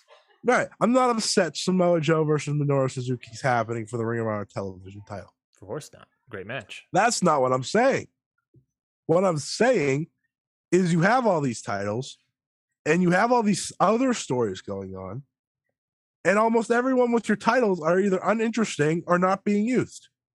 That's the main problem here. On your own titles, on the AEW branded titles. Yeah. Only Hangman Page matters right now. Champion-wise. Let's talk about that. AEW Rampage happened on Friday as well. Bunch of matches happened here. This is Rampage! There's a bunch of matches happened here. Like the fuse. I don't know if you have any opinions on the other 3 matches. Like I said, I haven't seen this show. I don't know if you have opinions on the other 3 matches, but we can also talk about the main event. I think the Renegade Twins should be good prospects for the women's division. I'm interested in seeing that this was a 8-minute match with Robin Renegade and Ruby Soho. Yes, they did some twin magic. Oh, really? Yeah, very creative. Interesting. Maybe that's a Ring of Honor. Maybe that's a Ring of Honor signing. I think they'd be a good fit. Well, let's talk about the world title match. AEW World Title Texas Death Match. Adam Page versus Adam Cole. The big news talking point is on Good Friday doing a religious imagery on Adam Cole by putting a crown of barbed wire on his head. Do we care at all? Nope. Yeah. Didn't even think about it when it happened. I think it was good. I liked it. I think it was like I think it was good, solid, fun. I think it was different. It was different. God forbid we're different. Yeah. God forbid we make some sort of allusion to Christianity. And I didn't even think that's what they were going for. No, maybe. I think he was just trying to hurt Adam Cole. and I think he succeeded. He put barbed wire on his head and then stuffed his head through a table. If you want me to review this match, it was a tale of two matches, really. The first half was a little boring, a little off. They weren't connecting. And the second half was just awesome plunder, really high energy, had the crowd into it. It was what you wanted out of these two, I think. So it wasn't a complete match. Yeah. But overall, I'll say it was pretty good. The ending, the finish. Yeah, see, my voice is completely different now than it was like an hour ago. Yeah. Ring Post Radio Nights. The finish was very good. So they have the crowning with the barbed wire, and then he does the dead eye through a table on the floor. And I'm just like, holy fuck. Like, that's insane. That's just ridiculous. I don't care what anyone says. Yeah. I the only problem I have with like these crazy death match or whatever you do is that, which is just the last man standing match, by the way. That's all this is that they take so long to blade. They take so long, and it's so noticeable every time these wrestlers are blading. That's why the Ospreay Moxley match was great. They got opened old fashioned, baby. And that's why Moxley was a puddle. And I think that's why the Wheeler Yuta match worked well too. Yeah. Even though he might have bladed, but it just worked. I don't know. He bladed, but you had that recorded, so you could move that on a little bit quicker. True. Very true. I did not think about that, but very true. Yeah. Yeah. So, yeah, I mean, that's my one problem. I thought the match was good. I thought their main event at Revolution was better. Interesting. Yeah. And I'm happy this feud's over. That was, I think Adam Cole has some work to do. Yeah, what do we do with Adam Cole now that this is over? You do him in the Elite. I kind of feel like you got away from that just for this feud. Red Dragon has now lost their tag title match. The Young Bucks have now lost their tag title match.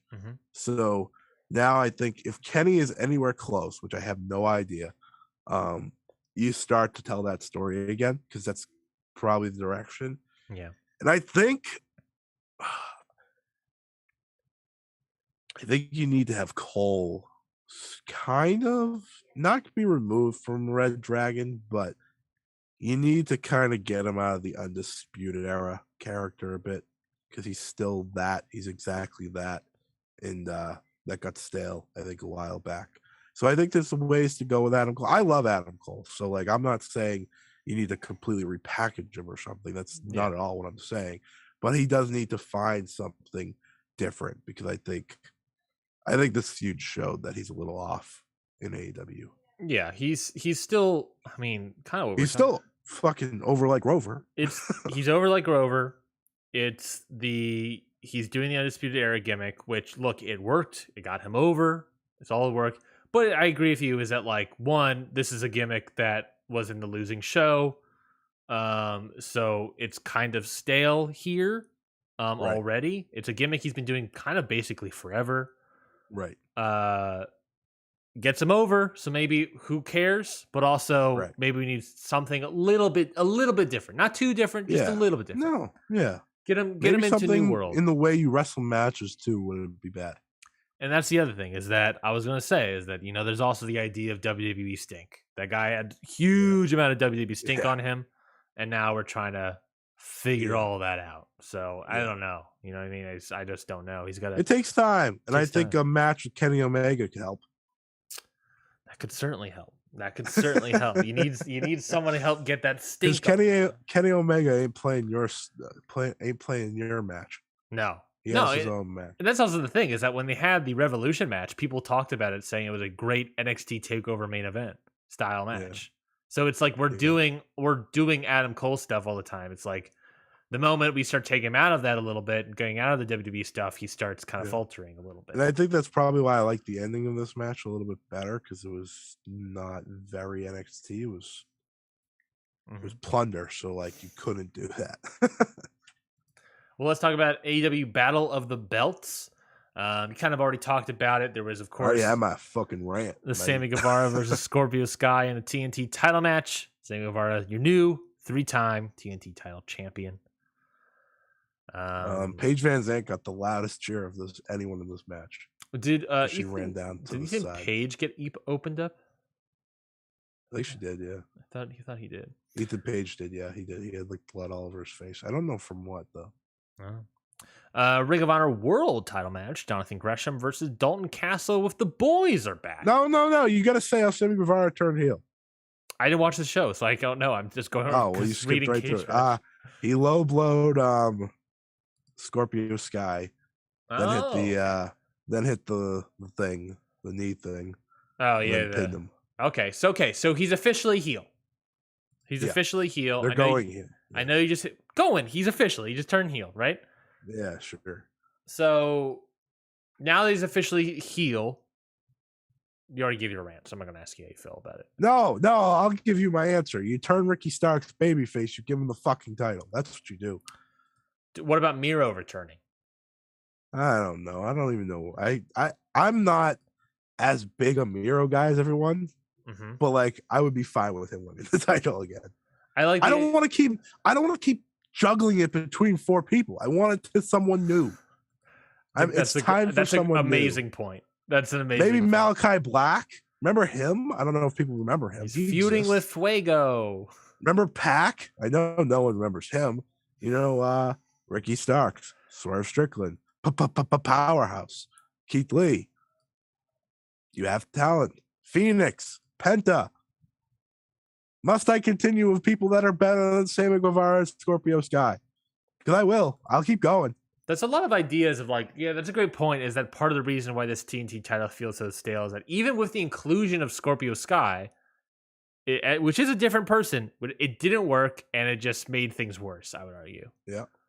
So that's interesting. And he's been included in it before. That's the whole thing. You want something He's been included different. before. Darby's been included in before. Like, that's what you're doing here. Why not toss Christian Cage in there? Would that be that bad? Or Daniel Garcia, Dante Martin. Like, come on. There's people here. Eddie Kingston again. I know he had that match, but that was a great match. He probably should have won, truthfully. Hook. I'll keep tossing Hook out there. Jeff Hardy. You know, not Matt Hardy. Matt Hardy's bad. Lance Archer. You know, the only time he was included there was at the beginning. Kyle O'Reilly, who has a Owen match next week against Jungle Boy. That should be pretty good. Lee Moriarty, Lee Johnson. I'm just going down the roster thing now. What do you think about Max Caster, MJF? You know what you should have done? You should have Wardlow win. That's one of your hottest stories going, is Wardlow and MJF.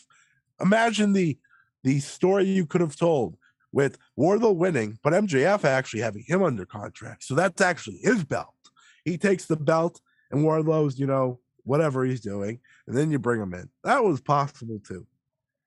What about the idea that what was it? What was my idea? Oh shit, fuck.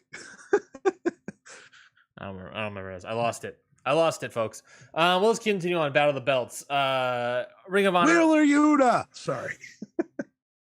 That's it. That's all I got. Ring of Honor World title match: Jonathan Gresham versus Dalton Castle in the Curtis Caldwell Center, where the Ring of Honor's last show was. That's the boys were back. Boys were back in town. The legitimate boys. The legitimate boys. The baby. Were there any baby chicks at all, or was it just the boys? There were some baby chicks on the entrance. All right. But the boys were back. The boys were back. Okay, what did you think of this match? Match was fine. Dalton Castle's he's not Dalton Castle anymore. His back's gone. He's still really good at his whole, you know, get up. I saw some people that never saw Dalton Castle before giving him credit online, you know, because they didn't watch Ring of Honor, but they saw him here. So a lot of people saying, oh, he's pretty good.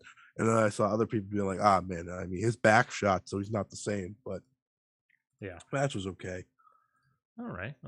And then I believe after the match, Satnam Singh and all them came out and beat up Jonathan Gresham. Yeah. Lee Moriarty got wrecked, and then Samoa Joe came down with a lead pipe, and they all ran away. There we go. Lead into I would do something. the same, by the way. I guess that's fair. Then the main event, AEW Women's World Title match, Thunder Rosa versus Nyla Rose. Best match of the show. Okay. Good match?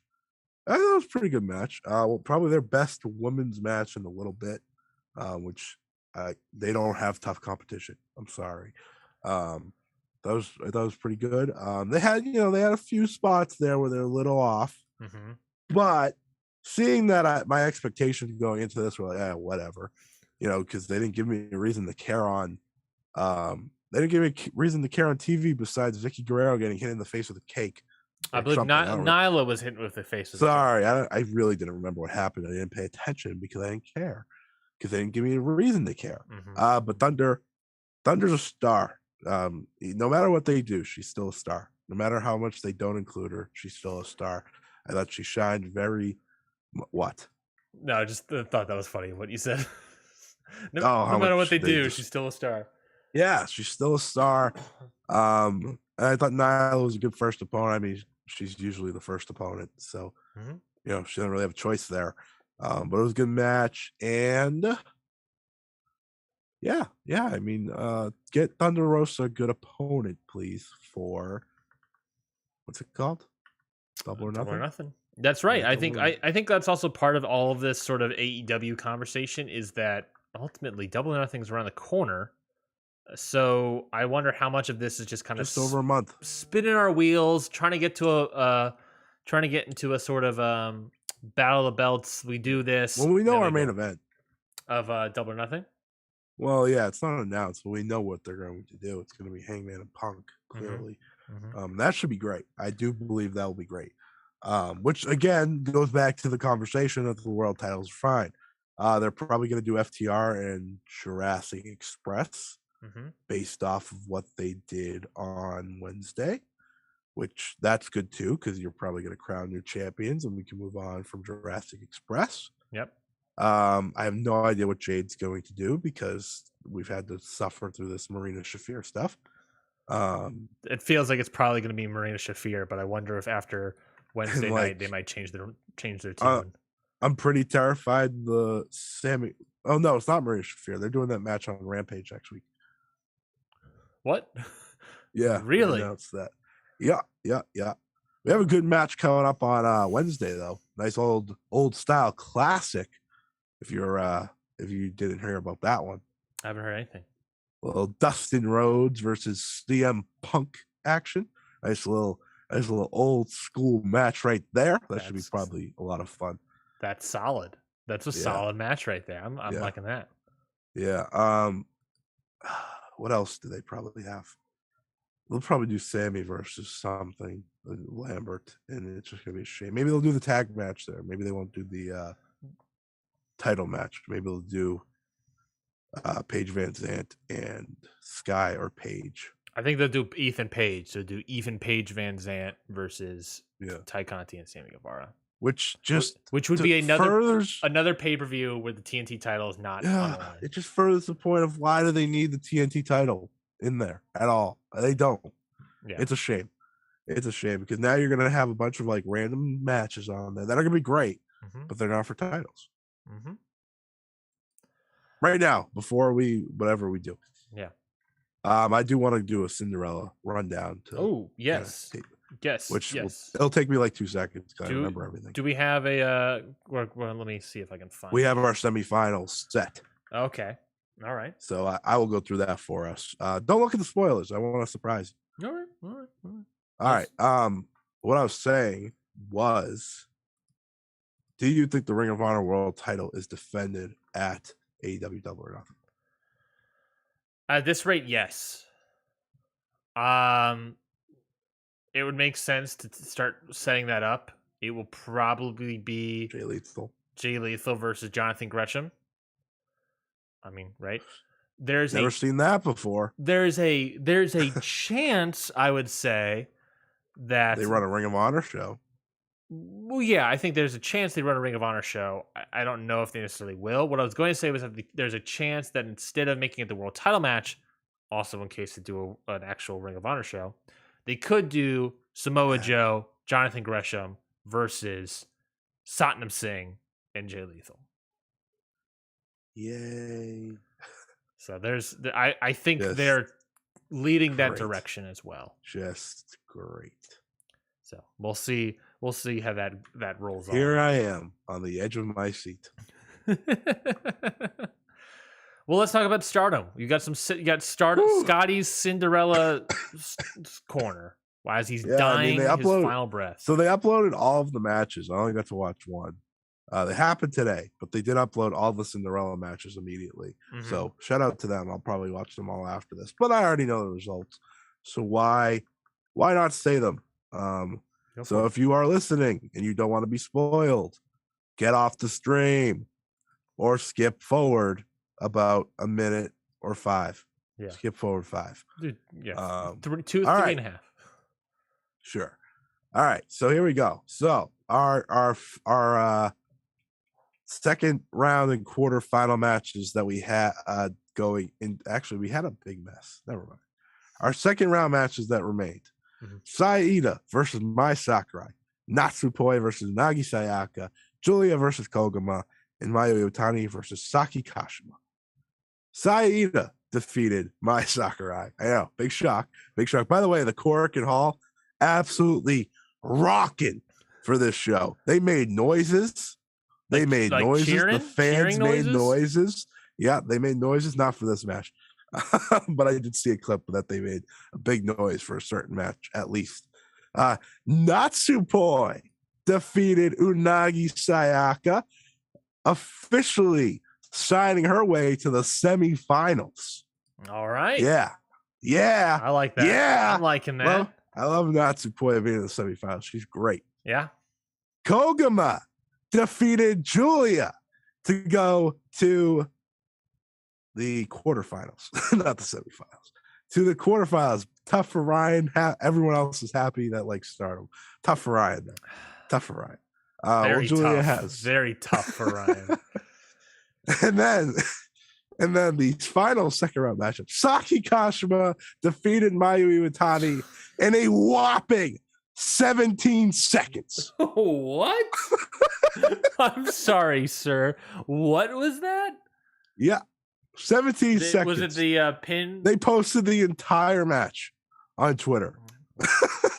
Watch the clip. Was it the pin? The revival. Yeah. She hit her with the revival. F that. You know what I'm saying? Yeah. So there you go. Mayu Iwatani's out. It was destiny, ladies and gents. And then Koguma defeated Saya Iida to solidify a spot in the semifinals against Hazuki. So that's juicy one. Tag team partners going head to head for a shot at the finals. That will happen on April 29th. All right. And Mirai defeated Saki Kashima, getting her spot in the semifinals against Natsupoi. That was in 18 seconds, you said? No. That was not. That one was not 18 seconds. 16 seconds the other way. I think I read it was 6 minutes. Oh, okay. That's not bad.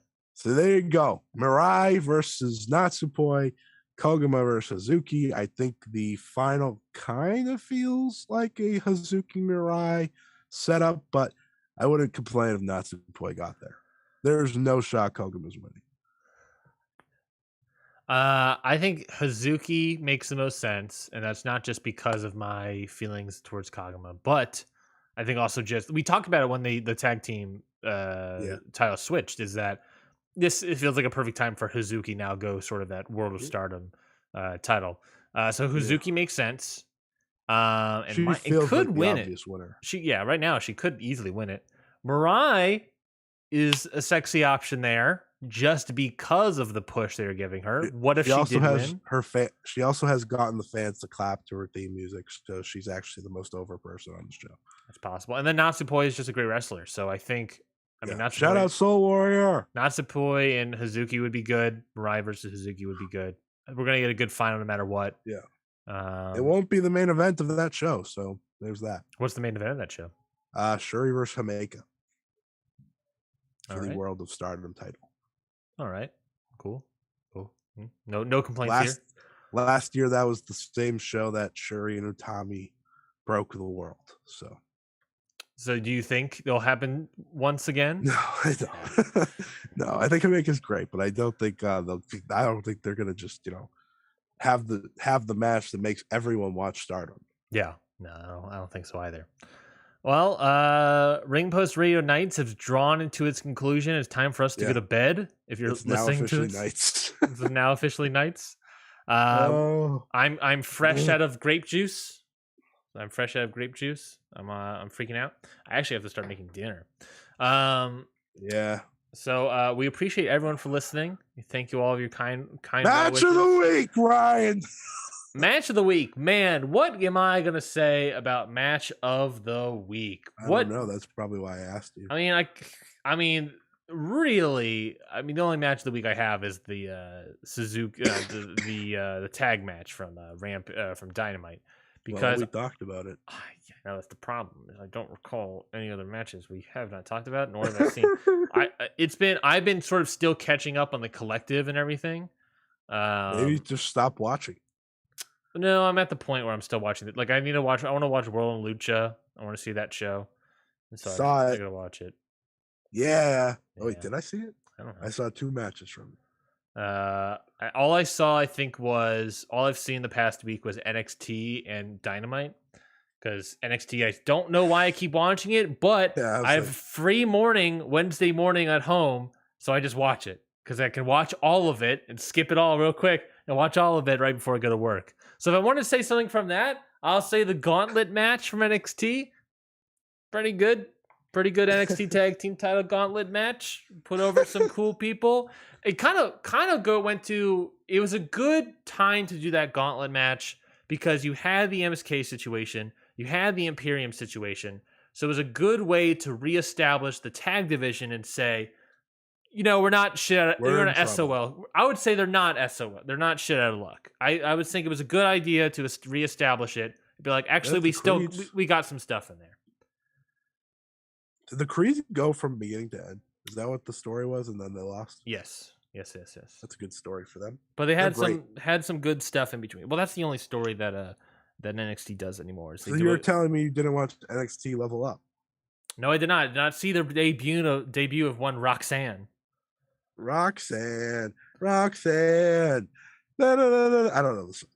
I don't know the song. I don't even know some song. You mean the rock from like Sting? Like Roxanne, you don't have to turn on the red light. That song? No, I don't know. Roxanne, yeah. And then Community. There's a different one. And then there's a troll, and then Chevy Chase is shooting a gun or something. No, now I need to find it. No, actually, we'll get kicked off of Twitch, so I won't do that. There we go.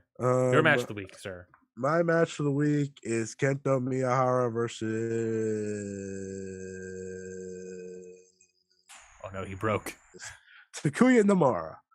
Well, he had 2 good ones, and I was deciding which one I liked better, so I was deciding on the fly. Is this the All that was the Carnival? Carnival. There we go. Yes, very good. I highly recommend anyone watches it if they like wrestling. How is the All Japan Champion Carnival this year? Last year you swore. Last year you swore. It was so bad that you swore off All Japan, and you came back, and now you're watching again. So a lot better than last year. All right. Let me tell you, I have no idea what the points are though, so I have no idea who's winning. Perfect. Exactly how it should be. Yeah, that's me. The only tournament I ever have like a fucking idea of who's winning is Stardom. So that's fair. And no, I knew the G1 last year. That's true. Yeah. Well, we'll talk about it all again. Maybe this best year. of Super Juniors this year. We'll find out. We'll find out soon. Well, that's been it for Ring Post Radio. You can follow me at Ryan Knightsey on Twitter, Scotty at Scott E Wrestling on Twitter as well. You can follow the show, the whole network at Countout Pod on Twitter. Subscribe to the show, Ring Post Radio. We're here every Sunday, so definitely get your following. I think it is on the Apple Podcast. Listen to whatever podcast platform you can find. Leave a 5-star review. We would greatly appreciate it on Apple Podcasts. Yeah. If you like what we do, definitely subscribe. We'll maybe get some t-shirts together, and then people can use Yeah. We have ideas, as you know. So we will be back next week. I'm excited. I have to work after this show next week, so I can only imagine my mood next week. And I have no idea what we're going to talk about. I haven't even looked at the calendar yet. I think Rebellion's next week, isn't it? Yes, it is. Impact Rebellion's on Saturday. You know what they say about Impact? It stinks. Got him. I'm tired. I'm sick. I think that's the end of the show. I'm just going to end the show there. All right.